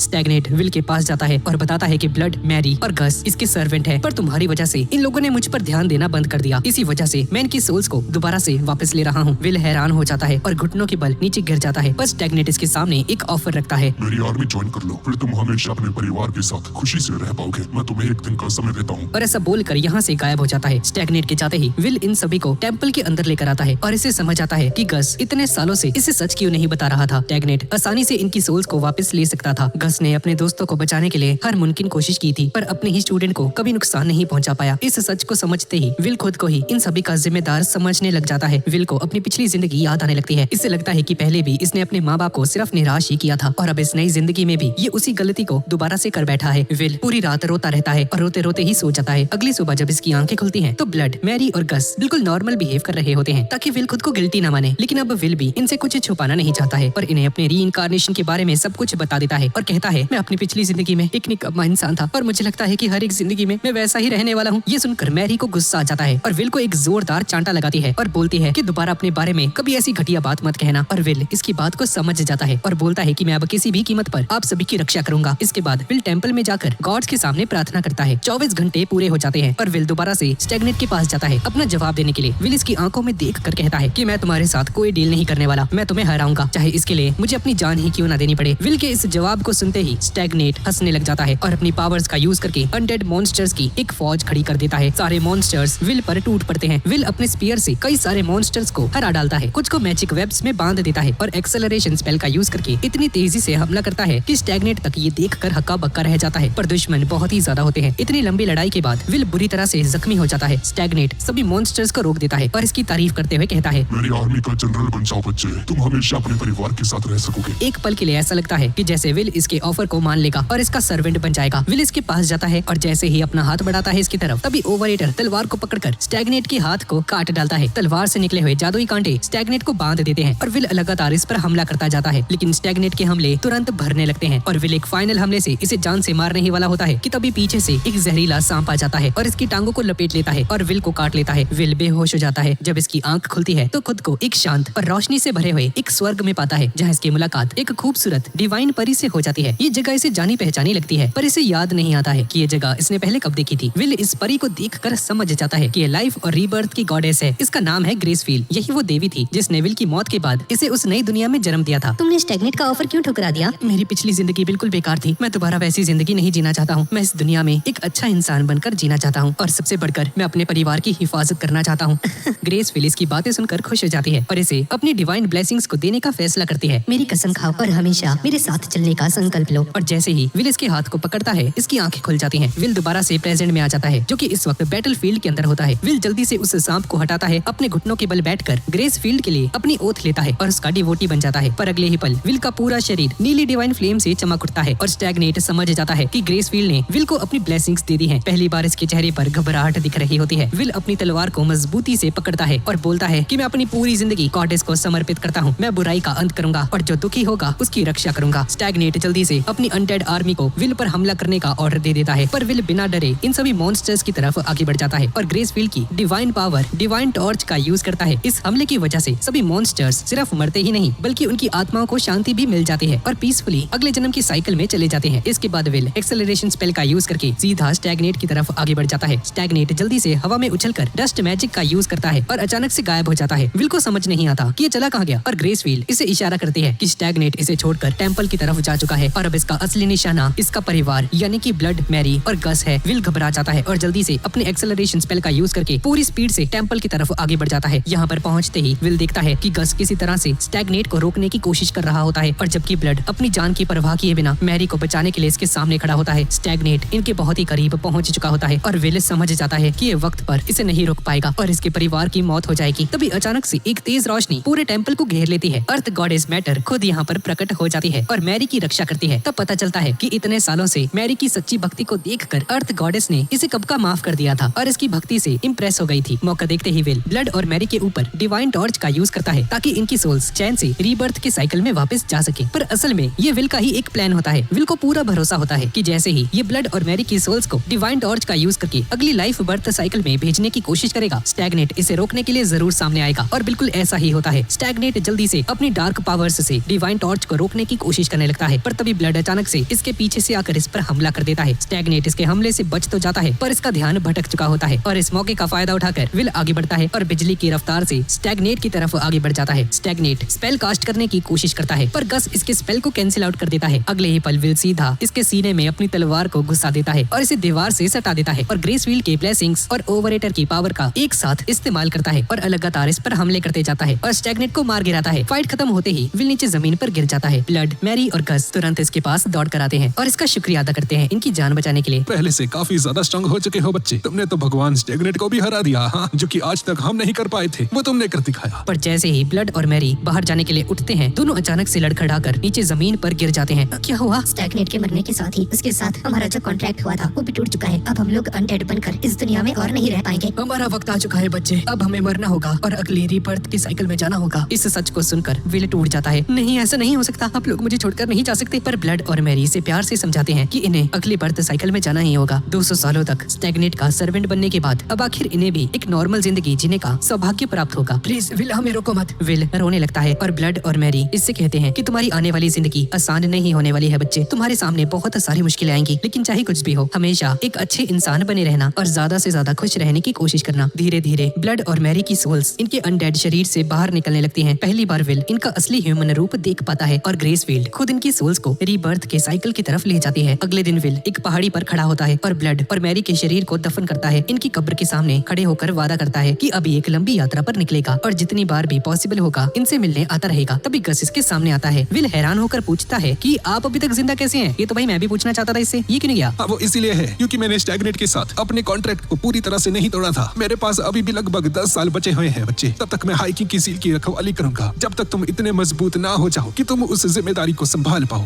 गस एक बोरी भरकर खजाना विल को देता है और बोलता है कि तुम्हारे आगे आने वाले सफर में तुम्हें इस पैसे की जरूरत होगी। विल इसका शुक्रिया अदा करता है। अपने कमरे में जाकर आखिरी बार अपना सामान समेटता है और टेम्पल को हमेशा के लिए छोड़कर आगे बढ़ जाता है। गस इसके साथ इसे छोड़ने आता है और विदाई के वक्त इससे कहता है कि तुम्हारा कोई सरनेम तो आज तक हुआ ही नहीं। बच्चे, तुम्हारा नाम होगा विल जी मैरी ब्लड, ताकि तुम्हारे नाम में ब्लड और मैरी हमेशा जिंदा रहे। टेम्पल छोड़ने के बाद विल अपनी नई जर्नी को शुरू करता है और घने जंगलों से गुजरता हुआ रास्ते में मिलने वाले बहुत सारे मॉन्स्टर्स को हराता जाता है और अपने साथ लाए गए खाने से जंगल में गुजारा करता है। काफी दिनों तक चलने के बावजूद भी इसे एक भी इंसान नजर नहीं आता है। तभी दूर इसे एक बस्ती दिखाई देती है और खुशी से इसकी तरफ आगे बढ़ जाता है। पर जब यहाँ पर पहुँचता है तो देखता है कि ये पूरा विलेज पूरी तरह से बर्बाद और वीरान पड़ा था। विल इस शहर के पास बहती हुई एक नदी को देखता है और इसके पास जाकर ग्रेसफील्ड से प्रार्थना करता है कि यहाँ पर भटकती हुई सभी आत्माओं को शांति देना और दोबारा से उन्हें रीबर्थ के साइकिल में भेज दीजिएगा। अगले दिन विल नदी के साथ साथ चलना शुरू कर देता है इस उम्मीद में कि शायद बहते हुए पानी के साथ इसे कोई इंसानी बस्ती मिल जाएगी। कुछ देर बाद जंगल में जाते हुए झाड़ियों में से एक जंगली सुअर बाहर निकलता है और विल पर हमला कर देता है। विल जल्दी से अपने स्पेयर का यूज करके इसे मार गिराता है और तभी इसकी नजर इस सुअर के शरीर पर लगे हुए एक तीर पर जाती है और समझ जाता है कि आसपास कोई इंसान मौजूद है। और तभी एक एल्फ आर्चर सामने आ जाती है और अपने तीर को सीधा विल की तरफ तान देती है। विल इसे ध्यान से देखता है और इसे समझ नहीं आता कि इसके साथ कम्युनिकेट कैसे करे, क्योंकि इसे इसकी भाषा तो आती ही नहीं है। तभी नोटिस करता है कि एक एल्फ है और इससे एक एंशिएंट एल्फिश भाषा में ग्रीट करता है। ये सुनकर एल्फ हैरान रह जाती है और अपने वेपन को नीचे कर लेती है। ये एल्फ इसके सामने आती है और अपना नाम मैनल बताती है। ये सुअर मेरा शिकार था, पर कोई बात नहीं, तुम भी इसे खा सकते हो क्योंकि आखिरी हमला तुमने ही किया था। दोनों मिलकर इसका मीट तैयार करते हैं और खाना शुरू करने से पहले विल हमेशा की तरह गॉड्स का शुक्रिया अदा करता है। विल इससे पास के किसी शहर का रास्ता पूछता है और बताता है कि मैं साउथ के रुइंस में भटक गया था। मैनल इसे बताती है कि नदी के नीचे की तरफ एक टाउन है, तुम वहाँ पर जा सकते हो। क्या तुम मेरे साथ चल सकती हो? नहीं, तुम मेरा पीछा ना करना, तुम्हारे लिए बेहतर रहेगा। और ऐसा बोलकर अपने फेरी मैजिक का यूज करके छोटे छोटे फेरीज को बुलाता है जो कि इसे गाइड करते करते हुए इसे जंगल के अंदर लेकर जाती है और कुछ ही सेकंड्स में यहाँ से गायब हो जाता है। रात होते ही विल कैंप लगाता है और आराम से सो जाता है। ग्रेस विल इसके सपने में आती है और इसे एक विजन को दिखाती है। विल देखता है कि मैनेल और उसका पूरा गांव किसी बहुत ही बड़े खतरे में है और उन पर हमला होने वाला है। ये देखते ही विल झटके से उठ बैठता है और बिना टाइम वेस्ट किए मैनेल के फुटप्रिंट्स का पीछा करते हुए उसकी तरफ आगे बढ़ जाता है। काफी देर तक चलने के बाद मैनेल एक विलेज में पहुंचता है। पहली नजर में सब कुछ नॉर्मल लग रहा होता है और तभी इसे किसी का एहसास होता है कि कुछ लोग किसी पर हमला करने वाले हैं। विल जल्दी से कुछ विलेजर्स के सामने आकर इन्हें तीरों से बचा लेता है, पर अगले ही पल इसे पता चलता है कि जिसे बचाने ये अभी दौड़ा था असली खतरा वही है। मैनेल ही अपने साथियों के साथ मिलकर इस विलेज पर हमला कर रहा होता है। मैनेल बिना कुछ कहे विल पर लगातार तीर चलाने लगता है। विलेज के सभी गार्ड्स भी अलर्ट हो जाते हैं और मैनेल और इसके सभी साथी यहाँ से भागने लगते हैं। विल एक्सेलरेशन स्पेल का यूज करके इनका पीछा करता है और आखिर में मैनेल के पेट के ऊपर एक जोरदार पंच मारता है और इसे नीचे जमीन पर गिरा देता है और स्पाइडर वेब मैजिक का यूज करके इसके सभी साथियों को भी जिंदा पकड़ लेता है। सभी विलेजर्स यहाँ पर पहुंच जाते हैं और सभी लोग आपस में बात करने लगते हैं कि ये सब लोग कौन थे और हम पर हमला क्यों करने वाले थे। एक विलेजर विल का शुक्रिया अदा करता है और बताता है कि इस जगह को बीस्ट्स वुड कहा जाता है। ये बंदा खुद भी हैरान होता है कि पड़ोसी विलेज के लोगों ने अचानक से इन पर हमला क्यों कर दिया, क्योंकि दोनों विलेजेस के बीच में रिश्ते काफी अच्छे थे। तभी विलेज का मुखिया यहाँ पर आ जाता है। तुम्हारा शुक्रिया बच्चे। अरे कोई बात नहीं दद्दू, अगर आपको दोबारा कभी मेरी जरूरत पड़ेगी तो मैं दोबारा से आपकी रक्षा करूंगा। और विलेज का चीफ इन सभी पकड़े हुए अटैकर्स से पूछताछ शुरू करता है ताकि हमले की असली वजह पता चल सके। मैनेल बताता है कि इसका पूरा विलेज डीमंस ने तबाह कर दिया था। डीमंस ने सारा खाना और जरूरी सामान लूट लिया, जिसकी वजह से इनके पास जिंदा रहने के लिए पड़ोसी विलेज पर हमला करने के अलावा कोई दूसरा ऑप्शन बचा ही नहीं था। मैनेल सारी जिम्मेदारी अपने सर ले लेता है और बोलता है कि ये हमला करना मेरा आइडिया था। अगर आपको किसी को सजा देनी ही है तो सिर्फ मुझे दीजिएगा। ठीक है, मैं तुम्हें मौत की सजा सुनाता हूँ। तभी विल बीच में आ जाता है और गस से मिला हुआ खजाना निकालता है और बोलता है कि इन लोगों ने जो भी नुकसान किया है आपका, उसका सारा पैसा मैं भर दूंगा। मेरी गॉडेस हमेशा मुझे सिखाती है कि हर एक इंसान को अपनी गलती को सुधारने का एक मौका मिलना चाहिए। इन सभी ने मजबूरी में आपके विलेज पर हमला किया था, प्लीज इन्हें जाने दीजिए। विल की इतनी अच्छी नियत को देखकर चीफ का दिल बदल जाता है और मैनेल और इसके साथियों को माफ कर देता है। और विल मैनेल से कहता है कि अब मैं उन डीमंस को खत्म करने वाला हूँ जिसने तुम्हारे विलेज पर हमला किया था, और दोनों साथ में चलने लगते हैं। विल इसकी हेल्प करना चाहता था। अपनी ट्रैकिंग स्किल्स और फेरी मैजिक की मदद से विल को जंगल के अंदर छिपे हुए उस डिस्ट्रॉयड विलेज तक लेकर जाता है। मैनेल के विलेज में पहुंचकर दोनों हालात का जायजा लेते हैं और इन्हें पता चलता है कि इस वक्त डीमंस एक टेंपल के अंदर एक सैक्रिफाइस करने वाले रिचुअल के अंदर लगे हुए हैं। विल जल्दी से विलेज के अंदर जाता है और रिचुअल करने वाले एक डीमन को हरा डालता है और फिर मैंटिकोर नाम के एक खतरनाक बीस्ट को अपने मैजिक वेब में बांध देता है और दूसरे डीमन को भी खत्म कर देता है। उधर मैनेल भी बाहर खड़े हुए गार्ड्स को आसानी से निपटा देता है। ये लोग पूरे विलेज में सर्वाइवर्स को ढूंढने लगते हैं पर कोई भी जिंदा बचता ही नहीं है। तब विल ग्रेस विल से प्रार्थना करता है कि यहाँ पर मौजूद मरे हुए सभी लोगों की आत्माओं को शांति मिल जाए ताकि अगले जन्म के साइकिल में लौट सके। ये सब देखकर मैनेल विल से माफी मांगता है और बोलता है कि मुझे माफ कर देना। पहले मुझे लगता था कि तुम बहुत ही ज्यादा घमंडी हो और तुम्हें अपनी डिवाइन ब्लेसिंग्स के ऊपर काफी ज्यादा घमंड है, पर अब इसे समझ में आ चुका था कि विल एक अच्छा लड़का है। मैनेल विल को अपनी अडॉप्टिव ग्रैंड मदर के पास लेकर जाता है। ये एक पावरफुल हाई रैंकिंग गोस्ट बन चुकी होती है। इसे देखकर विल तैयार हो जाता है इसे जान से मारने के लिए। विल को देखते ही ये दादी अम्मा समझ जाती है कि विल ग्रेसफील्ड का प्रीस्ट है। मैनेल की ग्रैंड माँ पूरी तरह से अपने होश में होती है और खुद ही इस दुनिया को छोड़ने के लिए तैयार होती है, पर जाने से पहले मैनेल को डांट लगाती है और मैनेल रोते हुए बताता है कि जब उसके विलेज के लोग मुसीबत में थे तब उनके लिए कुछ नहीं कर सका। इसी बेबसी ने इसे गलत रास्ता चूज करने पर मजबूर कर दिया था और इसने पड़ोसी विलेज पर हमला कर दिया और अब क्योंकि सब लोग मारे जा चुके हैं अब इसके पास जीने की भी कोई वजह नहीं बची है। मैनेल की ग्रैंड माँ प्यार से इसका हौसला बढ़ाती है और कहती है कि अभी सब कुछ खत्म नहीं हुआ है, तुम्हें दोबारा जीने का एक नया अवसर मिला है। इस बार तुम्हारे साथ ग्रेसफील्ड का प्रीस्ट खड़ा है, अपनी जिंदगी को दोबारा से शुरू करो बच्चे। और विल को जंगल में छुपे हुए एक डीमन हाइडआउट की लोकेशन बताती है और खुद ही शांति से इस दुनिया को अलविदा कह देती है। कुछ देर बाद विलेजर्स बर्बाद हो चुके गाँव में वापस आते हैं। अपने घरों की हालत को देखकर सभी लोग उदास हो जाते हैं। तब मैनेल विल को एक शांत जगह पर लेकर जाता है और अपनी पूरी कहानी के बारे में बताता है। मैनेल विल को बताता है कि ये हाफ एल्फ है, इसकी माँ को एक इंसान से प्यार हो गया था और उसी रिश्ते से इसका जन्म हुआ, लेकिन गाँव के लोग कभी इस बात को एक्सेप्ट नहीं कर पाए कि एक एल्फ एक इंसान के साथ क्या कर रही है। और माँ की मौत के बाद लोग इसे हर रोज बुली क्या करते थे और इसे हाफ एल्फ कहकर चिढ़ाया करते थे और आखिरकार ये गांव छोड़कर एक एडवेंचरर बन गया। पर बदकिस्मती से इसके अपने ही टीममेट्स ने इसे धोखा दे दिया और बाद में भटकते भटकते इसी विलेज तक पहुंच गया जहां इसकी मुलाकात अपनी अडॉप्टिव ग्रैंड मदर से हुई थी। इसकी ग्रैंड माँ ने ही इसे सही रास्ता दिखाया, लेकिन आधा एल्फ होने की वजह से मैनेल बहुत ही कम जल्दी से एज होता है। इसी वजह से जब इसकी ग्रैंड माँ धीरे धीरे बूढ़ी होती गई तब भी ये लगभग वैसा ही रहा और बिल्कुल भी एज नहीं किया। इसी वजह से इसे अक्सर अकेलापन महसूस हुआ करता था। विल, मैं भी ग्रेसफील्ड का डिवोटी बनना चाहता हूँ, क्या तुम भी मुझे ब्लेसिंग्स दे सकते हो प्लीज? विल खुशी खुशी इसे ग्रेसफील्ड की ब्लेसिंग्स दे देता है और मैनेल ऑफिशियली इसकी गॉडेस का फॉलोअर बन जाता है। अगले दिन गांव को दोबारा से क्रिएट करने का काम शुरू हो जाता है, पर जल्दी ही सभी को समझ में आ जाता है कि विलेज को दोबारा से बनाने के लिए बहुत सारा सामान चाहिए जो कि सिर्फ व्हाइट सेल सिटी से ही मिल सकता है। पर मैनेल इसे बताता है कि हाइकिंग के खिलाफ हुई जंग के बाद से ही व्हाइट सेल्स पूरे सदर्न किंगडम का सबसे बड़ा और सबसे इम्पोर्टेंट सिटी बन चुका है और अब इन्हें उसी सिटी में जाना होगा। कुछ दिनों के बाद व्हाइट सेल्स की तलाश में निकल जाते हैं। तभी रास्ते में इनकी नजर दो लोगों पर जाती है जो कि अपनी अपनी जान बचाकर भाग रहे होते हैं। इन दोनों के पीछे एक बहुत बड़ा गोरिल्ला टाइप मॉन्स्टर पड़ा होता है। विल बिना देरी किए इन दोनों की जान बचाने के लिए आगे बढ़ जाता है। इसे ब्लड की एक बात याद आती है और विल इस गोरिल्ला को एक डेथ स्टेयर देता है और ये मॉन्स्टर विल से डर जाता है और यहाँ से भाग जाता है। इस लड़की का नाम है रोबीना। ये एक हाफलिंग ट्रैवलिंग ट्रीबार्ड है। इसके साथ एक मर्चेंट होता है और ये बंदा अपना नाम एंटोनियो बताता है। दोनों व्हाइट सील्स ही जा रहे होते हैं जहाँ पर विल और मैनल भी जा रहे हैं। विल इनसे कहता है कि मैं आप दोनों को सेफली व्हाइट सील्स तक पहुंचा दूंगा, बदले में मुझे जरूरी सामान सस्ते दाम पर दिलवा देना। एंटोनियो इसके लिए मान जाता है। सफर के दौरान रोबीना हर विलेज में अपने गाने गाकर लोगों का मनोरंजन करती है, जबकि एंटोनियो अपनी ट्रैवलिंग शॉप लगाकर सामान बेचता है। ये सभी लोग अच्छे खासे फंड्स जमा कर लेते हैं और इनमें दोस्ती हो जाती है। एक रात ये सब के सब एक पुराने खाली शेड में रुक जाते हैं रात गुजारने के लिए। रोबीना बताती है कि कई साल पहले ब्लड, मैरी और गस ने एक हाफ एल्फ लड़की को बचाया था जिसे एक वाइवन के लिए सेक्रीफाइस किया जाने वाला था। उस लड़की का बॉयफ्रेंड उन तीनों से मदद की भीख मांगता है और जो थोड़े बहुत पैसे इसके पास होते हैं सब कुछ इन्हें दे देता है। तीनों हीरोज उस वाइवन को मार गिराते हैं और इन दोनों नमूनों को एक डैगर और कुछ पैसे भी गिफ्ट करते हैं ताकि अपनी नई जिंदगी को शुरू कर सकें। पर ये कपल इस इनाम को लेने से मना कर देते हैं और गस मुस्कुराकर कहता है कि इसे कोई गिफ्ट मत समझना, एक दिन तुम दोनों बहुत ही ज्यादा सक्सेसफुल बन जाओगे और मैं वापस आकर इस पूरे पैसे को इंटरेस्ट के साथ वसूल करूंगा। रोबीना बताती है कि उस हाफ एल्फ कपल की फैमिली आज भी जिंदा है। उनके घर में एक बहुत ही ज्यादा बूढ़ी हाफ एल्फ औरत आज तक उस वॉन्डरिंग सीज का इंतजार कर रही है, यानी कि गस का, ताकि उसका उधार इंटरेस्ट के साथ चुका सके। विल रोने लगता है। इसे महसूस हो जाता है कि इसके अडॉप्टिव पेरेंट्स की काइंडनेस आज भी लोगों के दिलों में जिंदा है और दिल ही दिल में उम्मीद करता है कि उस बूढ़ी औरत से ये जरूर मिलेगा। काफी समय तक सफर करने के बाद आखिरकार इस शानदार सिटी के पास पहुंच जाते हैं। एंटोनियो बताता है कि व्हाइट सील्स के ऊपर क्राउन प्रिंस एथल का राज है। शहर में हर जगह साफ सुथरी सड़कें, मैजिकल स्ट्रीट लाइट्स मौजूद होते हैं। ये सब देखकर विल को पहली बार सिविलाइजेशन की असली झलक मिलती है। सफर की थकान को मिटाने के लिए ये लोग सबसे पहले नहाते हैं, फिर रेस्टोरेंट में खाना खाते हैं और उसके बाद विल ग्रेसफील्ड के टेंपल में जाकर प्रेयर खत्म करके चर्च के गेस्ट हाउस में पहुंचता है। तभी पूरे शहर में अचानक से इमरजेंसी बेल बजनी शुरू हो जाती है। एक खतरनाक वाइवन ने व्हाइट सील्स पर हमला कर दिया था। पूरा शहर आग की लपटों में घिरना शुरू हो जाता है। लोग अपनी जान बचाकर भाग रहे होते हैं और पूरा टेंपल घायल लोगों से भर जाता है। विल समझ जाता है कि अब इसे शहर को बचाना होगा। जल्दी से छत पर जाता है। सोल्जर अपने जायंट कैटापुल्ट्स का यूज करके वाइवन को गिराने की कोशिश करते हैं, पर उस मॉन्स्टर की स्पीड और पावर के सामने इनकी हर कोशिश फेल होती जाती है। कुछ ही पल में वाइवन उन सभी कैटापुल्ट्स को भी तबाह कर देता है। अपनी आंखों के सामने इतने सारे लोगों को तकलीफ में देखकर विल को गुस्सा आ जाता है। इसे ब्लड, मैरी और गस की सारी मेहनत याद आती है जिन्होंने इस दुनिया में शांति लाने के लिए अपनी पूरी लाइफ सेक्रीफाइस कर दी थी और बिना सोचे समझे वाइवन पर एक पावरफुल लाइटनिंग स्पेल चला देता है, पर यह हमला इसे नहीं लग पाता है। विल मैनल से कहता है कि अपने फेरी मैजिक का यूज करके एक powerful long range wind spell cast करे और विल अपने लाइटनिंग मैजिक को स्पाइडर वेब मैजिक के साथ कंबाइन कर देता है। दोनों का ये कंबाइंड अटैक सीधा वाइवन की तरफ जाता है। बिजली से भरा हुआ ये जाल वाइवन को एक जोरदार झटका दे देता है और इसे हवा में ही बांध देता है, पर वाइवन इतनी आसानी से इनके काबू में नहीं आने वाला था और पूरी ताकत लगाकर इस मैजिक वेब को तोड़ देता है। अब वाइवन बहुत ही ज्यादा गुस्से में आ चुका था और सीधा विल की तरफ आगे बढ़ जाता है। विल जल्दी से ग्रेसफील्ड की डिवाइन पावर्स का यूज करता है और टेंपल के चारों ओर एक बहुत बड़ा प्रोटेक्टिव बैरियर खड़ा कर देता है। वाइवन अपनी आग से उसे तोड़ने की कोशिश करता है, पर बैरियर इसके फायर ब्रेथ को रोक लेता है। अगले ही पल वाइवन अपने पंचों से इस पर वार करता है और इस बार ये बैरियर टूट जाता है, पर इसने टेंपल के अंदर मौजूद सभी लोगों की जान बचा ली होती है और इन सभी को किसी दूसरी जगह पर शिफ्ट कर दिया होता है। मैनल अपने विंड मैजिक का यूज करके वाइवन को नीचे जमीन पर गिरा देता है। विल जल्दी से मैजिक चेन्स बनाता है और इस मॉन्स्टर को बांध देता है। तभी विल अपनी तलवार को इसके सीने में घुसा देता है और विल सीधा इसकी गर्दन पर चढ़ जाता है और इसकी गर्दन तोड़ देता है और वाइवन मारा जाता है। विल देखता है कि आसपास के सभी लोग इसे हैरानी से देख रहे हैं। किसी को यकीन ही नहीं हो रहा था कि इस छोटे से प्रीस्ट ने इतने बड़े मॉन्स्टर को हरा दिया। तभी एंटोनियो और रोबिनो आगे बढ़ते हैं और सभी को बताते हैं कि विल एक प्रीस्ट है ग्रेसफील्ड का। पूरा शहर ये सुनकर खुश हो जाता है और लोग इसे वाइवन स्लेयर के नाम से जानने लगते हैं। लड़ाई के बाद विल भी बाकी सभी लोगों की तरह पूरे शहर को दोबारा से बनाने में इनकी हेल्प करने लगता है। तभी एक प्रीस्ट इसके पास आकर इसे बताता है कि क्राउन प्रिंस एथल ने इसे अपने कैसल में बुलाया है और पैलेस पहुंचने के बाद प्रिंस एथल सबसे पहले विल की पार्टी के बारे में पूछता है। विल बताता है दरअसल ये अकेला ही है और मैनल बस फेरी मैजिक यूज करता है। प्रिंस विल का शुक्रिया अदा करता है। तुम जो चाहते हो इनाम के तौर पर मांग सकते हो बच्चे। और विल कहता है कि मैं साउथ में डीमंस को हराना चाहता हूँ, मुझे इस मिशन के लिए सोल्जर्स दे दीजिए। पर प्रिंस इसके लिए मना कर देता है और समझाता है कि साउथ का एरिया बहुत ही ज्यादा खतरनाक है और इसके पास इतनी आर्मी नहीं है कि विल के साथ भेज सके। अच्छा, तो अगर आप आर्मी नहीं भेज सकते हैं तो प्लीज मुझे परमिशन दे दीजिए कि मैं अपने पैसे से एक अपनी खुद की आर्मी तैयार कर सकूं और उन डीमंस के साथ लड़ाई लड़ सकूं। तुम जानते हो ना बच्चे, तुम मुझसे क्या मांग रहे हो? मैं ग्रेसफील्ड का प्रीस्ट हूँ सर। ये मेरा फर्ज है कि जो भी तकलीफ में है उसकी तकलीफ को खत्म करूं। इसलिए मैं इस मिशन को किसी भी कीमत पर पूरा करना चाहता हूँ। तभी पैलेस का दरवाजा जोर से खुल जाता है और बिशप बार्ड गुस्से से अंदर आ जाता है और प्रिंस पर इल्जाम लगाता है कि इसने टेंपल की परमिशन के बिना एक प्रीस्ट को रॉयल पैलेस के अंदर कैसे बुला लिया भाई। पर जैसे ही इसे पता चलता है कि इस पूरे शहर को बचाने के बदले विल बीस्ट वुड्स को डीमंस से आजाद करने के लिए एक परमिशन मांग रहा है, तो ये सुनकर बिशप भी हैरान रह जाता है। मैं विल को पैलेडिन बनाना चाहता हूँ। बिशप इसके लिए मान जाता है और विल को लेकर बाहर जाता है। तभी बार्ड की गोद ली हुई बेटी भी यहाँ पर आ जाती है इस लड़की का नाम है एना। एना विल से कहती है कि पापा दिखने में काफी रूड लगते हैं पर दिल के बुरे नहीं है, तो उनकी बातों का बुरा मत मानना। विल बार्ट से टेम्पल के अंदर मिलता है और बताता है कि इसने बहुत समय से अपनी डिवाइन ग्रेस का यूज नहीं किया है क्योंकि किंगडम की भलाई के लिए इसे कभी कभी बुरे काम भी करने पड़ते हैं। और बार्ट मानता है कि अगर ये ऐसे कामों के दौरान गॉड्स की ब्लेसिंग्स का यूज करेगा तो इसे पाप लगेगा। और विल समझ जाता है कि बार्ट करप्ट या लालची नहीं है, ये बस लोगों का भला चाहता है। बार्ट विल को समझाता है कि बीस्ट वुड को डीमंस से आजाद करवाना इतना आसान नहीं होने वाला है, ये मिशन बहुत ही ज्यादा खतरनाक है, तुम्हें इसे छोड़ देना चाहिए। नहीं बिशप, मैंने ग्रेस फील्ड से वादा किया है, मैं अंधेरे में जाकर जरूरतमंद लोगों की हेल्प करूंगा और मैं अपनी ओथ को कभी नहीं तोड़ सकता। और बार्ट इसे परमिशन दे ही देता है। परमिशन मिलते ही विल एक जगह पर जाता है। इसका प्लान होता है कि अब इसे ऐसे एडवेंचरर्स को ढूंढना होगा जो कि कम पैसों में भी अपनी जान तक दांव पे लगा सके। पर जब लोगों को पता चलता है कि इस मिशन में रिवॉर्ड बहुत ही कम दिया जाने वाला है तो ज्यादातर एडवेंचरर्स मना कर देते हैं क्योंकि इन्हें बीस्ट वुड में जाने से डर लग रहा होता है। इसी बीच एक एडवेंचरर रॉफ विल के सामने आता है। जब रॉफ को पता चलता है कि विल का असली टारगेट साउथ के डीमंस को हराना है तो इस मिशन के लिए अपनी पूरी पार्टी के साथ विल का साथ देने के लिए तैयार हो जाता है। इसके बाद क्राउन प्रिंस एथेल विल को पैलेडिन दे देता है और विल गॉड्स के प्रति वफादार रहने और कमजोरों की हमेशा रक्षा करने की शपथ लेता है और अपनी नई टीम के साथ बीस्ट वुड्स की तरफ निकल पड़ता है। टेम्पल की तरफ से बार्ट, एना और कुछ और प्रीस्ट को भी इस मिशन को सपोर्ट करने के लिए भेजा जाता है। अगले कुछ महीनों तक विल और इसकी पूरी टीम बीस्ट वुड के अलग अलग विलेजेस में काम करती रहती है। जंगल को अच्छे से इन्वेस्टिगेट करते हैं, डीमंस का सफाया करते हैं और धीरे धीरे इन डिस्ट्रॉयड हो चुके विलेजेस को दोबारा से बनाना शुरू कर देते हैं। एना और टेम्पल के बाकी प्रीस्ट भी लोगों की सपोर्ट करते हैं। एक दिन रॉफ घबराया हुआ विल के पास आता है और बताता है कि स्काउटिंग के लिए भेजी गई एक टीम काफी समय से वापस नहीं आई है। विल जल्दी से मैनेल, रॉफ और उसकी पूरी पार्टी को लेकर उन स्काउट्स की तलाश में निकल पड़ता है। काफी दूर तक जंगल के अंदर पहुंचने के बाद इन स्काउट्स की लाशें मिलती हैं। इन सभी को बेरहमी से मार दिया गया होता है। जमीन पर इन सभी को बहुत बड़े डीमन के फुटप्रिंट्स नजर आते हैं और इन्हें समझ में आ जाता है कि इनका सामना किसी नॉर्मल मॉन्स्टर से नहीं हुआ था। तभी इन्हें किसी इंसान के भागने के निशान दिखाई देते हैं। सबको लगता है कि शायद से अभी भी कोई बंदा जिंदा है और उस बंदे की जान बचाने के लिए पूरी टीम इन फुटप्रिंट्स का पीछा करना शुरू कर देती है। पर जैसे ही वो एक गहरी वैली में पहुंचता है तो देखता है कि ये आदमी बस एक बेट था, इन्हें जाल में फंसाया जा चुका होता है। अगले ही पल चारों तरफ से बहुत सारे डीमन बीस्ट इन्हें घेर लेते हैं। हर तरफ से मॉन्स्टर्स बाहर निकल आते हैं और भागने का कोई रास्ता नहीं बचता है। सभी लोग बैटल के लिए तैयार हो जाते हैं। विल और मैनेल जल्दी से सपोर्ट मैजिक यूज करते हैं और अपने साथियों की स्ट्रेंथ और डिफेंस को बढ़ा देते हैं और इन सभी एडवेंचरर्स और डीमन बीस्ट के बीच में एक जबरदस्त जंग होनी शुरू हो जाती है। तभी पीछे से एक और भी ज्यादा खतरनाक क्रीचर नजर आता है। इसका शरीर अलग अलग जानवरों के हिस्सों से बना होता है। मैनेल इसे देखते ही हैरान रह जाता है और पहचान जाता है कि ये एक काइमेरा है। जल्दी से अर्थ मैजिक का यूज करके इस पर हमला करता है पर काइमेरा इसे एक ही वार में दूर फेंक देता है। मैनेल बुरी तरह से जख्मी हो जाता है। काइमेरा अपने मुंह से ब्लैक फ्लेम्स को बाहर निकालता है जो कि सीधा मैनेल को अपनी चपेट में ले लेती हैं। अपने दोस्त को इस हालत में देखकर विल गुस्से और घबराहट में एक पावरफुल लाइटनिंग स्पेल कास्ट करने की कोशिश करता है पर उसी वक्त एक स्नेक डीमन इस पर हमला कर देता है। इसका ये हमला विल के हमले को बीच में ही रोक देता है जिसकी वजह से वो लाइटनिंग स्पेल विल पर ही पड़ जाता है। विल बुरी तरह से जख्मी हो जाता है और घुटनों के बल बैठ जाता है। अपने दोस्त को जख्मी और खुद को बुरी तरह से इंजर्ड देखकर विल बहुत ही ज्यादा गुस्से में आ जाता है और जल्दी से अपनी डीमन स्वॉर्ड को बाहर निकालता है और उस स्नेक डीमन को एक ही बार में 2 टुकड़ों में काट देता है। और गुस्से में आकर विल अपनी ओवरईटर स्वॉर्ड का यूज करता है और स्नेक डीमन को एक ही बार में काट देता है। पर चारों ओर डीमन बीस्ट फैल चुके थे और मैनेल भी बुरी तरह से जख्मी पड़ा हुआ था। विल समझ जाता है कि अगर अभी इसने कुछ नहीं किया तो इसकी पूरी टीम यहीं पर खत्म हो जाएगी। तभी इसके सामने एक अजीब सी रोशनी चमकनी शुरू हो जाती है। विल के हाथ में पकड़ी हुई ओवरईटर स्वॉर्ड रिएक्ट करने लगती है और इसके अंदर से एक अनोखी एनर्जी बाहर निकलती है। ये स्वॉर्ड इसके दुश्मनों का खून पीते ही इसे दोबारा से हील करती जाती है और विल दोबारा से ठीक हो जाता है। और विल बेरहमी से एक के बाद एक सभी डीमन बीस्ट को काटना शुरू कर देता है। हर एक दुश्मन को गिराते ही ओवरईटर इसकी बॉडी को हील करती जाती है और रॉफ और इसकी पूरी पार्टी भी पूरी जान लगाकर सभी मॉन्स्टर्स को रोकने की कोशिश करने लगते हैं। लेकिन असली खतरा अभी भी काइमेरा ही होता है। ये पहाड़ी के ऊपर खड़ा होकर सभी को देख रहा होता है और इसकी डार्क फ्लेम्स पूरे बैटलफील्ड को लगातार तबाह करती जा रही होती हैं। विल समझ जाता है कि जब तक काइमेरा जिंदा है तब तक इस जंग को जीतना लगभग इम्पॉसिबल है। देखते ही देखते पूरा बैटलफील्ड लाशों से भर जाता है। विल को बहुत ही ज्यादा गुस्सा आ जाता है और तभी रोव जोर से चिल्लाकर विल को होश में लेकर आता है और बताता है कि मैनेल अभी भी जिंदा है। ये सुनते ही विल शांत हो जाता है और सीधा मैनेल के पास दौड़ पड़ता है। मैनेल का पूरा शरीर बुरी तरह से जख्मी हो चुका होता है। विल रोते हुए अपनी डिवाइन हीलिंग का यूज करके इसका इलाज करता है पर इसकी हालत इतनी खराब होती है कि इस हीलिंग को परफॉर्म करने के बाद विल खुद ही बेहोश हो जाता है। जब विल की आंखें खुलती हैं तो खुद को वापस से विलेज के अंदर पाता है। रोव बताता है कि काइमेरा लड़ाई के बीच में ही भाग गया था और हम सबने भी रिट्रीट कर लिया। मैनेल की जान तो बच चुकी है पर वो अभी कोमा में है। रोव विल को सख्ती से मना करता है कि जब तक मैनेल स्टेबल नहीं हो जाता है तब तक उससे मिलने ना जाए। आराम करते हुए विल बार बार सोचता रहता है कि आखिर उससे गलती कहाँ हो गई। बारिश में चलते हुए इसे एहसास होता है कि क्योंकि ये खुद बहुत ही ज्यादा पावरफुल है इसलिए अनजाने में इसे लगा कि दूसरे भी स्ट्रॉन्ग होंगे। ये चाहता था कि मैनेल भी ब्लड, मैरी और गस की तरह इसके साथ मिलकर लड़े पर ऐसा करने में इसने मैनेल की जान को खतरे में डाल दिया। विल एक फैसला करता है और डिसाइड करता है कि अभी से ये किसी पर डिपेंड नहीं करेगा, हर एक डीमन को खुद ही संभालेगा। विल चुपके से मैनेल के रूम में जाता है, इसे हील करता है और बिना कुछ कहे यहाँ से चला जाता है। पर जैसे ही रूम से बाहर जाता देखता है मैनल उठ जाता है और इसे पता चल जाता है कि विल इससे मिलने आया था। मैनल जल्दी से बारिश में ही जंगल में इसके पास पहुंच जाता है और इसके सामने आ जाता है। मैनल, अब मैंने फैसला किया है कि अब मैं डीमंस से अकेला ही फाइट करूंगा। मैं तुम्हारी जान को जोखिम में नहीं डाल सकता। इस बात को सुनते ही मैनल को गुस्सा आ जाता है और सीधा विल पर हमला कर देता है। लेकिन विल अपनी जगह से हिलता तक नहीं है और सिर्फ इतना चाहता होता है कि मैनल दोबारा से अपनी जान खतरे में ना डाल दे। विल सोचता है कि अगर मैनल लड़ ही नहीं पाएगा तो इसका पीछा छोड़ देगा। इसी वजह से इसका एक हाथ तोड़ देता है, पर इसके बावजूद भी मैनल रुकता नहीं है। अपने फेरी मैजिक का यूज करके बड़े बड़े पत्थरों को अपने ऊपर ही गिराने लगता है। अपने दोस्त को खतरे में देखकर विल इसके सामने आ जाता है और इन सारे पत्थरों को अपने ऊपर ले लेता है। विल घुटनों के बल बैठ जाता है और मैनल इसके पेट पर एक जोरदार लात मारता है और गुस्से से कहता है कि तुम बहादुर नहीं बल्कि डरपोक बन रहे हो। विल, दोस्त होने के नाते तुम्हें गलत रास्ते पर जाने से रोकना मेरी जिम्मेदारी है। मैनल की बातें सुनकर विल रोने लगता है और अपने फैसले के लिए इससे माफी मांगता है। मैनल इसका हाथ पकड़कर इससे खड़ा करता है और वादा करता है कि ये जल्दी ही इतना स्ट्रॉन्ग बन जाएगा कि कभी भी विल पर बोझ नहीं बनेगा। दोनों का झगड़ा यहीं पर खत्म हो जाता है और साथ में विलेज पहुंच जाते हैं और काइमेरा के खिलाफ दूसरी बार लड़ाई करने के बारे में प्लान बनाने लगते हैं। इस बार विल और इसकी पूरी टीम एक प्लान तैयार करती है बैटलफील्ड में उतरने से पहले और सभी लोग सीधा उसी घाटी की तरफ निकल पड़ते हैं जहाँ पर काइमेरा इनका इंतजार ही कर रहा होता है। रास्ते में जितने भी डीमन बीस्ट मिलते हैं ये सभी लोग मिलकर उन्हें खत्म करते जाते हैं। कोई आग वाले तीर चलाता है, कोई ढाल से इनके हमले रोकता है और बाकी लोग भालों से इन्हें खत्म कर देते हैं। रास्ता साफ करते हुए विल और मैनल बाकी टीम से पहले एक वीरान टेम्पल में पहुंच जाते हैं। पहली नजर में सब कुछ शांत नजर आ रहा होता है। दोनों को लगता है कि अब आगे बढ़ना सुरक्षित है, लेकिन तभी विल को कुछ महसूस होता है और जल्दी से अपने नलिफाइंग मैजिक का यूज करता है और तभी काइमेरा इन्हें दिखाई देने लगता है जो कि इनके सामने ही खड़ा होता है। ये अपनी इनविजिबल होने वाली पावर से इनके सामने ही इनविजिबल होकर छिपा हुआ था। तभी विल समझ जाता है कि ये कोई नॉर्मल मॉन्स्टर नहीं है बल्कि डिमोनिक रिचुअल से बनाया गया एक इंटेलिजेंट क्रीचर है। इसका मकसद है साउथ के पूरे इलाके को तबाह कर देना और इंसानों को वहाँ पर बसने से रोकना। ऐसा करने की वजह से ये लोग आसानी से हाइकिंग को आजाद करवा पाएंगे। तभी काइमेरा विल पर अटैक कर देता है, लेकिन इस बार विल पूरी तरह से तैयार होता है और हमले से बचते ही इसके सर पर वार कर देता है। काइमेरा पूरी ताकत से इसकी तरफ आगे बढ़ जाता है, लेकिन विल अपने बैरियर से इसका रास्ता रोक लेता है और इसके शरीर की एक तरफ भाला घुसा देता है। तभी मैनल अपने मैजिक से काइमेरा को नीचे जमीन पर जकड़ लेता है। अब दोनों अलग अलग डायरेक्शन से इस पर अटैक करने लगते हैं, जिसकी वजह से काइमेरा के कई सिर एक साथ एक दूसरे के साथ तालमेल नहीं बना पाते हैं। इनके सिर कंफ्यूज हो जाते हैं। विल एक तरफ से हमला करता है और मैनल अपने विंड मैजिक से अपने तीर की ताकत को कई गुना बढ़ा देता है। इसका तीर सीधा काइमेरा की पूंछ को तबाह कर देता है। विल इसका एक सर भी काट गिराता है। काइमेरा अपनी सबसे खतरनाक टेक्निक का यूज करने लगता है। इसका शरीर विशाल होने लग जाता है और इसके चारों ओर एक अजीब सा खतरनाक पॉइजनस ऑरा फैलना शुरू हो जाता है। मैनल, तुम पीछे रहना, मैं इससे अकेला लड़ना चाहता हूँ। विल को जहर का असर नहीं होता है, इसी वजह से सीधा इस जहरीले पॉइजनस ऑरा के अंदर घुस जाता है। काइमेरा अपने मुंह से एक पर्पल आग छोड़ता है, लेकिन विल अपनी शील्ड से इसे रोक देता है। उसी पल मैनल अपने मैजिक से काइमेरा को हवा में उड़ा देता है। विल नीचे से छलांग लगाकर हवा में उछलकर आखिरी बचे हुए सर पर एक ऐसा वार करता है कि काइमेरा मारा जाता है। काइमेरा को हराने के बाद विल और मैनल डिसाइड करते हैं कि अब टेंपल के अंदर छुपे हुए असली बॉस डीमन को भी खत्म किया जाए। पर जैसे ही दोनों अंदर पहुंचते हैं तो देखते हैं कि रॉफ इनसे पहले ही यहाँ पर पहुंच चुका होता है। जब दोनों काइमेरा से लड़ रहे थे, रॉफ ने अकेले ही बॉस डीमन को हरा दिया था। सभी लोग वापस गाँव लौटाते हैं। अब जब जंगल के सभी खतरनाक डीमंस खत्म हो चुके होते हैं तो गाँव दोबारा से खुशहाल होने लग जाता है। मैनल विल से कहता है कि अब काफी सारे लोग यहाँ पर आकर बसने वाले हैं और शायद अब तुम बीस्ट वुड्स के नए लॉर्ड बनने वाले हो। मैनल इसे समझाता है कि तुम्हारे पास देवी का आशीर्वाद है, प्रिंस और चर्च दोनों का सपोर्ट है और सबसे बड़ी बात सभी लोग इस पर पूरा भरोसा करते हैं। ऐसे में इससे ज्यादा अच्छा राजा इन्हें नहीं मिल सकता है। विल ये सुनते ही घबरा जाता है और फैसला करता है कि अगर इसके दोस्त इसके साथ हैं तो इस जिम्मेदारी को निभा लेगा और मन ही मन एक बार दोबारा से अपनी माँ की कब्र के पास जाने का सपना देखता है। और कुछ दिनों के बाद ही विल को बीस्ट वुड्स का नया राजा डिक्लेयर कर दिया जाता है। अगले 2 सालों में इस पूरे एरिया को डेवलप कर देता है। डिस्ट्रॉयड हो चुकी विलेजेस दोबारा से बसने लगती हैं और लोगों का लाइफस्टाइल काफी ज्यादा इंप्रूव हो जाता है। एक दिन विल अपने ऑफिस में बैठकर कुछ कागजों को देख रहा होता है। दरअसल इसने कागज तैयार करने का एक नया तरीका बनाया होता है और उसका पेटेंट भी करा चुका होता है। तभी मैनल यहाँ पर आ जाता है। दोनों साथ में शहर घूमने निकल जाते हैं। विल बताता है कि फ्यूचर कागज बनाने में छुपा हुआ है। अगर बीस्ट वुड्स में कागज का बिजनेस शुरू हो गया तो इसके इलाके को लंबे समय तक प्रॉफिट होता जाएगा। कुछ समय के बाद सर्दियाँ आ जाती हैं। एक दिन विल अपनी दोस्त रूबीना के साथ बाहर जाता है। रूबीना इससे बताती है कि हमेशा से अकेडमी ऑफ मेजिस देखना चाहती थी, पर वो जगह फॉरबिडन लैंड्स में है और वहाँ पर आम लोगों का जाना मना है। सिर्फ मैजिशियंस को ही अंदर जाने की इजाजत होती है। विल इसकी इच्छा को पूरा करना चाहता है और इसके साथ जाने के लिए तैयार हो जाता है। पर रास्ते में पहुंचते ही विल समझ जाता है कि ये काम आसान नहीं होने वाला है। पूरे जंगल में शक्तिशाली जादुई स्पेल्स और तरह तरह के ट्रैप्स लगे होते हैं। विल रूबीना से कहता है कि सीधा जाते हैं, परमिशन लेकर जाएंगे, पर ये भी आसान नहीं होता है क्योंकि इस पूरे जंगल पर जादू किया हुआ होता है जो कि हर एक स्ट्रेंजर को यहाँ पर आने से रोकता है और जानबूझकर रास्ता भटकाता है। थोड़ी आगे चलकर सामने इन्हें एक पेड़ दिखाई देता है। इसके ऊपर कुछ लिखा हुआ होता है, सीखो या फिर यहाँ से चले जाओ। रूबीना घबरा जाती है और बताती है कि जब मशहूर वॉन्डरिंग सेज जवान था तब भी अपने प्राइम टाइम में भी वो बंदा अपने गुरु की हेल्प के बिना इस अकेडमी तक नहीं पहुँच पाया था। लेकिन विल फिर भी डिसाइड कर लेता है कि इससे आगे बढ़ते रहना होगा। आगे चलकर इन्हें आग के पास बैठा हुआ एक बूढ़ा आदमी दिखाई देता है। दोनों खुद को इंट्रोड्यूस करवाते हैं। ये बुड्ढा बताता है कि मैं अकेडमी का एक साधारण सा ग्राउंड कीपर हूँ। अकेडमी के अंदर सिर्फ जादूगर ही जा सकते हैं और तुम लोग तो जादूगर नहीं हो ना, मुझे नहीं लगता तुम्हें इजाजत मिलेगी। मैंने फेरावे पैलाडीन के बारे में काफी कुछ सुना है। है। मैं अपनी आंखों से तुम्हारे जादू की ताकत को देखना चाहता हूँ बच्चे। लेकिन विल मना कर देता है क्योंकि गॉडेस ने इसे सिखाया है कि जादू कोई मामूली चीज नहीं है और इसे किसी के एंटरटेनमेंट के लिए नहीं दिखाना चाहिए। पिछली रात बर्फ पड़ने की वजह से सारी लकड़ियाँ गीली हो चुकी हैं, इसलिए अगर तुम चाहते हो तो अपनी मैजिक से कुछ सूखी लकड़ियाँ बना सकते। पर विल नई लकड़ियाँ बनाने की जगह गीली लकड़ियों को ही जलती हुई आग के चारों ओर घुमाकर उन्हें खुद ही सुखा देता है। हाँ तो बच्ची, तुम्हारे लिए मैजिक का क्या अर्थ है? मेरे हिसाब से मैजिक का यूज लोगों की जिंदगी की भलाई के लिए होना चाहिए। मैंने विल को भी अपनी शक्तियों को इसी पर्पस के लिए यूज करते हुए देखा है। ये जवाब सुनकर ये बूढ़ा मुस्कुरा देता है और इन दोनों से इम्प्रेस होकर फैसला करता है कि इन दोनों को एकेडमी दिखानी चाहिए। तभी अचानक से इसके पीछे से एक तेज रोशनी चमकनी शुरू हो जाती है। ये लोग एकेडमी ऑफ मेजिस के एंट्रेंस पर पहुंच चुके होते हैं। ये बुढ़ा पूरी तरह से बदल चुका होता है और इन्हें बताता है कि मेरा असली नाम प्रोफेसर हायाम है और मैं ही इस एकेडमी का प्रोफेसर हूँ और पूरे जंगल का मास्टर ऑफ द वुड्स भी है। ये रूल्स को तोड़कर इन दोनों को अंदर आने की इजाजत दे देता है। तो तुम एकेडमी के अंदर सबसे पहले क्या देखना चाहती हो बच्ची? मुझे लाइब्रेरी देखनी है। हायाम इन दोनों को लाइब्रेरी लेकर जाता है। तुम कोई भी किताब पढ़ सकती हो बच्ची। रोबीना खुद से बड़ी 2 किताबें ढूंढ लेती है जिन्हें उठाने का काम विल को करना पड़ता है। विल इन किताबों के नाम पढ़ता है। एक किताब में इस एकेडमी से ग्रेजुएट हो चुके सभी लोगों की सूची होती है, जबकि दूसरी में इस पूरे इलाके का ऐतिहासिक रिकॉर्ड लिखा हुआ होता है। रोबीना शाम तक इन किताबों को पढ़ती रहती है। शाम को ये दोनों वापस जाने लगते हैं और प्रोफेसर का शुक्रिया अदा करते हैं और घर जाने लगते हैं। रास्ते में विल रोबीना से पूछता है कि भाई तुमने वही किताबें चूज क्यों की, और बताती है कि मैंने एक बहुत ही ज्यादा स्ट्रॉन्ग और खूबसूरत जादूगरनी के साथ पहले सफर किया हुआ है और वो इसकी लाइफ का सबसे बेस्ट एक्सपीरियंस था। पर बाद में दोनों के रास्ते अलग हो गए। कुछ समय के बाद रोबीना को पता चला कि वो जादूगर एक विलेज की रक्षा करते हुए मारी गई, पर उसकी इस कहानी को कहीं पर भी पब्लिश नहीं किया गया और रोबीना उसी के बारे में इंफॉर्मेशन इकट्ठी कर रही थी ताकि उसके लिए एक सॉन्ग लिख सके और दुनिया उसे दोबारा से याद कर पाए। कुछ महीने बीत जाते हैं पर तभी एक अजीब सी चीज होनी शुरू हो जाती है। गर्मियों के बीच में ही सर्दियों में खिलने वाले फूल खिलने शुरू हो जाते हैं। इस बात को प्रिंस एथल को बताया जाता है और विल को इसकी जांच करने का आदेश देता है। विल मैनल के साथ जंगल की तरफ निकल पड़ता है इन्वेस्टिगेशन करने के लिए। जंगल के अंदर पहुंचते ही इन्हें कई सारे जानवर दिखाई देते हैं जिन्हें बेरहमी से मारा गया होता है और मैनल समझ जाता है कि इस जंगल में कुछ गड़बड़ है। इसे ऐसा फील होता है कि जैसे पूरा जंगल ही आउट ऑफ कंट्रोल हो चुका हो। मैनल विल को बताता है कि बीस्ट वुड्स के ऊपर 2 हिस्टोरिकल ट्रीज का रूल चलता है। सर्दियों में लॉर्ड ऑफ वो पूरे जंगल की हिफाजत करता है, जबकि गर्मियों में इस जिम्मेदारी को लॉर्ड ऑफ हॉली को समर्पित कर दिया जाता है। हर सोल्स्टिस पर दोनों अपनी अपनी पोजीशंस को स्वैप कर लेते हैं। गर्मियों को शुरू हुए काफी सारे दिन हो चुके थे, लेकिन फिर भी जंगल की शक्तियाँ अभी भी सर्दियों वाले राजा के पास ही थी, जिसका मतलब है कि कुछ गड़बड़ हो चुकी है। दोनों सबसे पहले लॉर्ड ऑफ ओक के पास जाते हैं। यहाँ एक विशाल से पेड़ के ऊपर एक शैतान जैसा चेहरा बना हुआ होता है। मैनल इससे पूछता है कि तुमने अभी तक अपनी शक्तियों को लॉर्ड ऑफ होली को क्यों नहीं समर्पित की है। ओक बताता है कि होली उसकी बात का कोई जवाब ही नहीं दे रहा और सत्ता लेने से इनकार कर रहा है। इसी वजह से पूरे जंगल का बैलेंस बिगड़ चुका है और अगर ऐसे ही चलता रहा तो पूरा जंगल तबाह हो सकता है। पर ओके से वार्न करता है कि इतनी बड़ी शक्तियाँ तुम सहन नहीं कर पाओगे और अगर तुमने ऐसा करने की कोशिश की तो तुम्हारी सोल डिस्ट्रॉय हो सकती है। पर इसके बावजूद भी मैनल अपने फैसले को नहीं बदलता है और बताता है कि मेरा जंगल से बहुत ही गहरा रिश्ता है और मैं अपनी आंखों के सामने इसे बर्बाद होते हुए नहीं देख सकता हूँ। ओक मान जाता है, लेकिन अपनी पावर्स को इसे सौंपने से पहले इसका एक एग्जाम लेता है और इस एग्जाम को मैनल को अकेले ही देना होगा। विल इसकी हेल्प नहीं कर सकता है। विल यहीं पर रुक जाता है और मैनल जंगल के अंदर चला जाता है। विल मेडिटेशन करता है और मैनल 2 दिनों के बाद वापस लौट आता है। ये घायल होता है पर इसके हाथ के पीछे रॉयल अथॉरिटी का साइन बन चुका होता है। पर मैनल ने ओक के एग्जाम को पास कर लिया है। परीक्षा पूरी होने के बाद दोनों लॉर्ड ऑफ होली की तरफ निकल पड़ते हैं। रास्ते में इनके सामने 2 डीमंस आ जाते हैं। दोनों इन्हें खत्म कर देते हैं और एक विशाल पत्थर के दरवाजे को पार करके आगे बढ़ जाते हैं। दरवाजे के उस पार एक बहुत विशाल पेड़ खड़ा होता है जिसके चारों ओर फॉग फैली होती है। यही लॉर्ड ऑफ होली का पेड़ होता है जो कि गर्मियों में पूरे जंगल पर राज करता है। जैसे ही दोनों इसके पास पहुंचते हैं, यहाँ पहले से ही एक डीमन जनरल इनका इंतजार कर रहा होता है। ये विल और मैनल का नाम पहले से जानता होता है और बोलता है कि अगर मैं तुम दोनों को यहाँ पर मार देता हूँ तो मैं बहुत ही ज्यादा फेमस हो जाऊंगा। ऐसा बोलते ही अपने डिमोनिक बीस्ट को बुला लेता है। देखते ही देखते चारों तरफ से मॉन्स्टर्स इन्हें घेर लेते हैं। पर इसी मौके का फायदा उठाकर मैनल सीधा लॉर्ड ऑफ होली से कॉन्टेक्ट करता है और रॉयल अथॉरिटी इसके हवाले कर देता है। अथॉरिटी मिलते ही लॉर्ड ऑफ होली दोबारा से जंगल का राजा बन जाता है और अगले ही पल इसकी विशाल जड़ें जमीन फाड़ कर बाहर निकलती हैं और सभी डीमन बीस्ट को जकड़कर जमीन के अंदर खींच लेती हैं। इस डीमन को गुस्सा आ जाता है। विल सीधा इसकी तरफ आगे बढ़ जाता है इसे खत्म करने के लिए। ये डीमन एक जादू चलाने की कोशिश करता है पर विल बीच में ही इसके मंत्र को डिस्ट्रॉय कर देता है और इस मंत्र के अधूरे रह जाने की वजह से ये जादू उल्टा इसी पर काम कर जाता है और बुरी तरह से घायल हो जाता है। विल अपना भाला लेता है और इस पर टूट पड़ता है। डीमन जनरल अपनी स्वॉर्ड से इसके हमले को रोकने की कोशिश करता है पर ताकत के मामले में ये विल के सामने टिक नहीं पाता है। विल लगातार हमले करता है, इसे घुटनों पर गिरा देता है और आखिर में इसके सर में भाला घोंप कर इसे जान से मार देता है। लड़ाई खत्म होते ही लॉर्ड ऑफ होली विल और मैनल का शुक्रिया अदा करता है और अपनी पावर्स का यूज करके पूरे जंगल को दोबारा से जीवित कर देता है। देखते ही देखते सूखे पेड़ों पर नई पत्तियां उगाती हैं, नदी दोबारा से पानी से भर जाती है और पूरा जंगल हरा भरा खुशहाल हो जाता है। होली मैनल को एक चौंकाने वाली बात बताता है और बोलता है कि रॉयल अथॉरिटी को अपने ऊपर लेने की वजह से एक दिन ऐसा आएगा जब इसे भी एक दिन जंगल का शासक बनना होगा और मैनल धीरे धीरे इन्हीं की तरह एक पेड़ में बदल जाएगा। ये सुनकर दोनों हैरान रह जाते हैं क्योंकि इन्हें इस बात का जरा सा भी अंदाजा नहीं था। होली समझाता है कि ये अभी नहीं होगा और अगर मैनल चाहे तो भविष्य में इस जिम्मेदारी को ठुकरा भी सकता है। पर जाने से पहले इन्हें बताता है कि वेस्ट में मौजूद रस्ट माउंटेन्स में बहुत ही जल्द एक काली आग भड़कने वाली है और अगर उसे नहीं रोका गया तो सब कुछ तबाह हो सकता है और उसी जगह पर डीमंस का एक बहुत बड़ा बेस भी बना हुआ है जहाँ लॉर्ड ऑफ हेलफायर और उसके खतरनाक चेले मौजूद हैं। विल और मैनल सीधा प्रिंस से मिलने जाते हैं। प्रिंस इनकी तारीफ करता है। तभी बिशप यहाँ पर आ जाता है। विल लॉर्ड ऑफ होली की भविष्यवाणी और ब्लैक कैलेमिटी के बारे में भी सब कुछ बताता है जो कि लॉर्ड होली ने इसे बताई थी और ये लोग समझ जाते हैं कि भविष्य में कुछ बहुत ही बुरा होने वाला है। पर बार्ट को होली की बात पर शक होता है, पर मैनल कहता है कि हम रिस्क नहीं ले सकते हैं। बार्ट बताता है कि रस्ट माउंटेन्स कभी डॉर्व्स के किंगडम्स का कैपिटल हुआ करता था, पर बाद में डीमंस ने हमला करके उस पूरे राज्य पर ही कब्जा कर लिया और आज तक वहीं पर बसे हुए हैं। विल सोचता है कि वहाँ पर कोई सिटीजन नहीं रहता है, इसलिए इस बार बिना किसी चिंता के अपनी पूरी पावर्स का यूज कर सकता है और सभी डीमंस को हरा डालेगा। ठीक है बच्चे, मैं इस जिम्मेदारी को तुम्हें सौंपता हूँ, पर सीधे हमला करने से पहले पूरी जानकारी लेना जरूरी है। इन्फॉर्मेशन कलेक्ट करने के लिए विल और मैनल सीधा रूबीना के पास पहुंचते हैं। विल इससे रस्ट माउंटेन्स के बारे में पूछता है। रूबीना बताती है कि लगभग 200 साल पहले इस जगह का नाम आयरन माउंटेन्स था और यही जगह डॉर्व्स के किंगडम की कैपिटल थी। पर जब डीमन सेना ने हमला कर दिया तब डॉर्व्स ने आखिरी सांस तक उनके साथ लड़ाई की, जिसकी वजह से पूरा पहाड़ उनके खून से लाल हो गया और समय के साथ वो खून वहाँ पर जम गया और वहाँ का लोहा भी जंग की वजह से हमेशा के लिए लाल पड़ गया। तभी से उस जगह को रस्ट माउंटेन्स कहा जाने लगा। रूबीना आगे बताती है कि जो डॉर्व्स किसी तरह से वहाँ से बच निकले थे उनकी जिंदगी भी आसान नहीं थी। उन लोगों ने सालों तक स्ट्रगल किया और आज बहुत ही कम डॉर्व्स बचे हुए हैं और आयरन माउंटेन्स की ज्यादातर कहानियां समय के साथ हमेशा के लिए खो गई। इसलिए इसके पास भी बस इतनी ही नॉलेज होती है रस्ट माउंटेन्स को लेकर। और अब विल फैसला करता है कि अब इन्हें डॉर्व्स के पास जाना होगा। मैनल अपनी नई मिली हुई पावर्स का यूज करके जंगल का एक छिपा हुआ रास्ता खोल देता है, जिसकी वजह से कई दिनों का सफर कुछ ही घंटों में पूरा हो जाता है। और रास्ते में विल को बताता है कि इन फ्यूचर इसे भी एक दिन डिसाइड करना होगा कि इंसानों की तरह एक नॉर्मल सी लाइफ जिएगा या हमेशा के लिए जंगल का रक्षक बन जाएगा। पर ये अभी कोई फैसला नहीं करना चाहता है और फिलहाल बस इतना चाहता है कि विल के सारे सपने पूरे हो जाए। इसके बाद विल और मैनल टॉर्च पोर्ट पहुंच जाते हैं और एंटोनियो से उन सभी डॉर्व्स के बारे में पूछते हैं जो करीब 6 महीने पहले यहाँ पर आकर बस गए थे। एंटोनियो बताता है कि जब ये पहली बार आए थे तो इनकी हालत बहुत ही ज्यादा खराब थी। ज्यादातर लोगों ने तो इन्हें यहाँ पर आने से भी मना कर दिया था, पर अब ये लोग धीरे धीरे नई जिंदगी शुरू कर चुके हैं। और बताता है कि मैं एक आदमी को जानता हूँ जिसके पास डॉर्व्स की अच्छी खासी इंफॉर्मेशन हो सकती है। एंटोनियो की बात सुनकर विल को गस की सिखाई हुई एक बात याद आती है कि कुछ लोग 2 तरह की जिंदगियों को चूज कर सकते हैं। कुछ जंगल के लॉर्ड्स बनकर नेचर का हिस्सा बन जाते हैं, जबकि कुछ इंसानों के बीच रहने के लिए एक नॉर्मल सा शरीर चूज करते हैं जो हवा और जंगल की देवी के साथ चले। वो सबके सब एल्फ्स बन गए और जिन भी लोगों ने आग और कारीगरी के देवता को चूज किया वो सब लोग डॉर्व्स बन गए। डॉर्व्स हमेशा से अपनी बेहतरीन कारीगरी और बहादुरी के लिए मशहूर रहे हैं, यहाँ तक कि ब्लड भी इनकी काफी ज्यादा इज्जत करता है। अगली सुबह विल मैनल के साथ ट्रेनिंग कर रहा होता है, तभी इसे फील होता है कि कोई दूर से इन्हें देख रहा है। विल जल्दी से सामने जाता है और यहाँ पर इसे एक डॉर्फ दिखाई देता है जो कि छुपके से इन्हें देख रहा था। ये डॉर्फ काफी ज्यादा शर्मीला होता है। तभी मैनल इससे थोड़ी सी सख्त आवाज में बात करता है और ये घबरा कर यहाँ से भाग जाता है। इसके बाद विल डॉर्व्स की बस्ती में पहुंचता है। सभी लोग अपने काम में लगे होते हैं, पर जैसे ही अपने लॉर्ड को देखते हैं तो इसके सामने अपना सर झुका लेते हैं। विल एग्नर और उसके बूढ़े चाचा ग्रेनियर से जाकर मिलता है। चाय पीते पीते विल इनसे पूछता है कि आप डॉर्व्स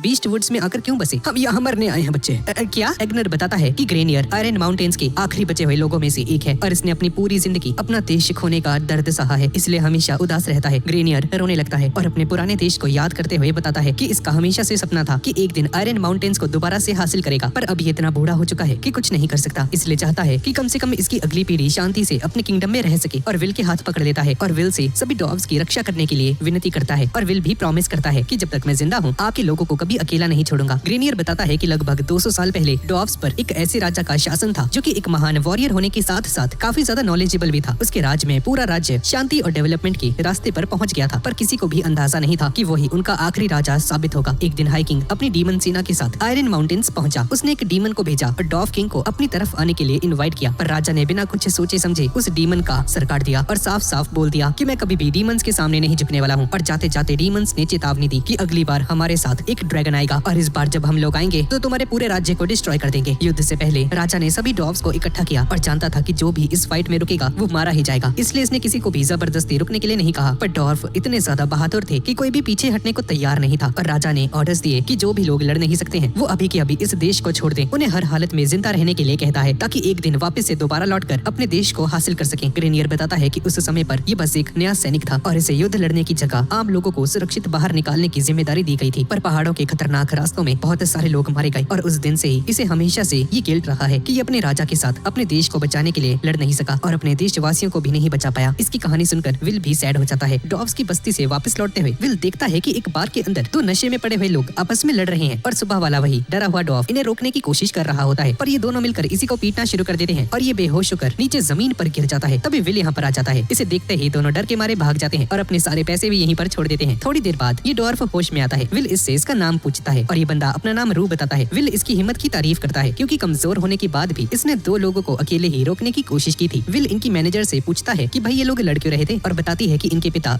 इनके मालिक हैं, पर उनके बीमार होने की वजह से पूरा काम इन्हें ही संभालना पड़ रहा है। पर ऐसे से झगड़े ये सुलझा नहीं पाती है। विल जल्दी से इसके पिता का इलाज करने का ऑफर देता है। डिनर के दौरान विल और रू साथ में बैठकर खाना खाते हैं और बात करते हैं। रू बताता है कि ये डॉब्स का राजकुमार है और बचपन से ही इतनी ज्यादा प्रोटेक्शन में इसे रखा गया था कि इसके अंदर कभी आत्मविश्वास आ ही नहीं पाया। इसे हमेशा लगता था कि ये किसी काम का नहीं और विल इसे समझाता है कि असली बहादुरी डर ना लगने में नहीं है बल्कि डर के बावजूद भी उसका सामना करने में होती है। अगर तुम सच में बदलना चाहते हो तो मैं तुम्हारी हेल्प कर सकता हूँ। रू इसका हाथ पकड़ता है और इस रिक्वेस्ट करता है कि प्लीज मुझे भी एक बहादुर डॉफ वॉरियर बना दीजिए। डिनर के बाद विल इसे इसकी बस्ती तक छोड़ने जाता है। यहाँ पर पहुँचते ही बाकी के डॉग्स इसके आसपास इकट्ठा हो जाते हैं और इसे डांटने लगते हैं कि भाई बिना बताए बाहर क्यों गए थे तुम, हम इतने टाइम से तुम्हें ढूंढ रहे हैं। तभी एक एक्सपीरियंस्ड डॉर्फ वॉरियर गैलिस नाम का बंदा आगे आता है और विल से माफी मांगता है और बोलता है कि तुम्हारा रू से क्या काम है। विल बोलता है कि मैं रू को अपना शिष्य बनाना चाहता हूँ। ये सुनते ही सभी लोग हैरान रह जाते हैं और इसके लिए मना कर देते हैं क्योंकि इसका मतलब था कि इनका राजकुमार एक वॉरियर बन के सीधा एक जानलेवा मिशन पर जा सकता है। पर विल किसी की बात नहीं सुनता और रू से कहता है कि ये फैसला सिर्फ तुम्हारा होगा और किसी का नहीं। रू सभी के सामने कहता है कि मैं फार अवे पैलाडीन की सेवा करना चाहता हूँ। मैं अपने पुरखों की तरह एक बहादुर डॉर्फ वॉरियर बनना चाहता हूँ और मैं इस तरह से डरपोक राजकुमार बनकर नहीं जी सकता हूँ। ऐसा बोलकर विल के सामने अपने घुटनों के बल बैठ जाता है और इसके लिए लॉयल रहने की शपथ लेता है। विल भी इसकी बात को मान जाता है और विल बाकी के डॉग्स की तरफ मुड़कर पूछता है कि भाई अब क्या करोगे तुम लोग, तुम्हारे राजकुमार ने अपनी मर्जी से मेरा साथ चूज किया है। सभी लोग चुप हो जाते हैं। तभी गैलिस आगे बढ़ता है और रू के इस फैसले को मान जाता है और बोलता है कि हर एक बंदे को अपनी किस्मत को खुद चूज करने का हक होना चाहिए और रू ऑफिशियली विल का नया साथी बन जाता है। विल सबसे पहले इसकी सैलरी की बात करता है। रू को पैसों से ज्यादा मतलब नहीं होता लेकिन विल को गस की बात याद होती है कि ये दुनिया पैसे से चलती है और किसी से भी फ्री में काम नहीं करवाना है। इसलिए विल डिसाइड करता है कि इसे सैलरी देगा और इसके रहने खाने और इक्विपमेंट्स का सारा खर्चा भी खुद ही उठाएगा। अगले दिन से ही विल रू की ट्रेनिंग शुरू कर देता है। सबसे पहले दोनों पूरे शहर के कई चक्कर लगाते हैं पर छोटे पैर होने की वजह से रू विल जितना तेज नहीं दौड़ पाता है लेकिन इसके बावजूद हार नहीं मानता है और अपनी पूरी ताकत लगाकर इसके साथ बना रहता है। विल इससे फिजिकल ट्रेनिंग भी करवाता है। रू थक जाता है। विल इसे आराम करने देता है और इसकी मुलाकात मैनल से करवाता है। मैनल इससे माफी मांगता है कि भाई माफ करना, जब तुम पहली बार मिले थे तो मैं तुमसे रूडली बात की थी। रू इसे माफ कर देता है। अगले दिन विल इसकी नई ट्रेनिंग को शुरू करता है। इस बार दोनों कुश्ती लड़ते हैं। रू अपनी पूरी पावर का यूज करके विल को पीछे धकेलने की कोशिश करता है पर विल बहुत ही ज्यादा स्ट्रांग होता है और एक ही बार में इसे पकड़कर नीचे जमीन पर पटक देता है। हैरानी की बात ये होती है कि हारने के बाद भी रू उदास नहीं होता बल्कि इसकी पावर्स को देखकर एक्साइटेड हो जाता है और विल से इसी टेक्निक को सिखाने के लिए कहता है जो भी इसने यूज की थी इसे हराने के लिए। इसी बीच बिशप की तरफ से विल के पास एक चिट्ठी आती है। इसमें लिखा होता है कि रस्ट माउंटेन्स के ऊपर सो रहा ड्रैगन कोई साधारण ड्रैगन नहीं है बल्कि एक प्राचीन ड्रैगन है। ये पढ़ते ही विल को लॉर्ड ऑफ होली की चेतावनी, डॉब्स की कहानी और स्काइमेरा की पूरी घटना एक साथ याद आती है। पुरानी स्टोरीज के अकॉर्डिंग एंशिएंट ड्रैगन्स गॉड्स के बाद सबसे ज्यादा पावरफुल माने जाते हैं। यहाँ तक कि वो गॉड के अवतारों से भी बहुत ज्यादा पावरफुल होते हैं। विल बाहर जाकर देखता है कि मैनल और रू आपस में ट्रेन कर रहे हैं। रू को कई बार मैनल पर हमला करने का मौका मिलता है पर हर बार झिझक जाता है। मैनल जानबूझकर इसे उकसाता जाता है और हर बार कहता है कि जोर से हमला करो और रू अपनी पूरी ताकत से मैनल के पेट पर एक जोरदार हमला कर देता है। विल इससे इंप्रेस होता है। ट्रेनिंग के बाद रू खाना खाता है और अपने बचपन की कहानी सुनाता है विल को। रू बताता है कि इसके माता पिता शाही परिवार से थे पर उनकी मौत बहुत ही जल्दी हो गई थी। इसके बाद पूरे कबीले के बुजुर्गों ने इसे कुछ ज्यादा ही सुरक्षा में रखा और इसे वो चीज पसंद नहीं आई क्योंकि इसके हिसाब से एक डॉर्फ को बहादुरी से जीना चाहिए, ऐसे डर डर कर नहीं। रू बताता है कि उसी समय पर मैंने पहली बार फार अवे पैलाडीन का गीत सुना था और तब से ही तुम मेरे हीरो बन गए हो विल। आपके साथ रहना मेरे लिए किसी सपने से कम नहीं सर, प्लीज मुझे भी बहादुर बनना सिखाइए। अरे यार मैं कोई बहादुर नहीं। इसके बाद रॉफ भी विल के ऑफिस में आता है। रॉफ बताता है कि मुझे कुछ भी अनयूजुअल नहीं दिखा रास्ते में। तब इसकी नजर रू पर जाती है और आते ही इसे लेक्चर देना शुरू कर देता है। समय तेजी से बीतता है और देखते ही देखते पतझड़ का मौसम आ जाता है। इस बार फसल भी काफी अच्छी होती है। कई दिनों तक रस्ट माउंटेन्स की तरफ से कोई भी मुसीबत नहीं आती है और रू भी अपनी लगातार ट्रेनिंग की वजह से पहले से काफी ज्यादा स्ट्रॉन्ग हो चुका होता है। एक दिन ट्रेनिंग के दौरान पहली बार विल को उसी की सिखाई हुई टेक्निक से पटक देता है। ये देखकर विल भी हैरान रह जाता है। तभी एना दौड़ते हुए इनके पास आती है और घबरा कर बताती है कि जंगल में कुछ अनडेड क्रीचर्स दिखाई दिए हैं। विल और रू जंगल की तरफ निकल जाते हैं। पूरी तैयारी के साथ दोनों वेस्ट में मौजूद पिलर माउंट की तरफ पहुंच जाते हैं। यहाँ हर तरफ कोहरा फैल रखा होता है और विल समझ जाता है कि ये कोई नॉर्मल फॉग नहीं है बल्कि एक जादुई बैरियर है। थोड़ा आगे बढ़ते ही इन जमीन में गड़े हुए बहुत सारे खंबे दिखाई देते हैं। तभी रू एक हुड पहने हुए क्रीचर को देखता है पर पास जाकर पता चलता है कि ये तो बस एक लकड़ी का स्केयर क्रो होता है जिसे कब्र लूटने वाले लोगों को डराने के लिए लगाया गया था। विल यहाँ पर दफन सभी लोगों की आत्मा की शांति के लिए प्रार्थना करता है और रू पूछता है कि क्या अनडेड सच में इन कब्रों से बाहर आ चुके होंगे क्या? जिन लोगों का सही तरीके से अंतिम संस्कार किया जाता है वो अनडेड नहीं बनते हैं। सिर्फ वही लोग अनडेड बनते हैं जिनकी लाशें खुली रह जाती हैं या जिनकी कोई अधूरी इच्छा उन्हें मरने के बाद भी बांधे रखती है। विल बताता है कि God of the undead stagnate लोगों के दुखों को नहीं देख पाता है, इसलिए अक्सर उन्हें हमेशा के लिए जिंदा रहने का आशीर्वाद दे देता है जिसकी वजह से वो अनडेड में बदल जाते हैं। पर उस बेवकूफ को ये नहीं पता कि ऐसा करने की वजह से आम लोगों की जान भी खतरे में पड़ती है। रू हैरान होकर पूछता है कि भाई विल को स्टैग्नेट के बारे में इतनी सारा इन्फॉर्मेशन कैसे है?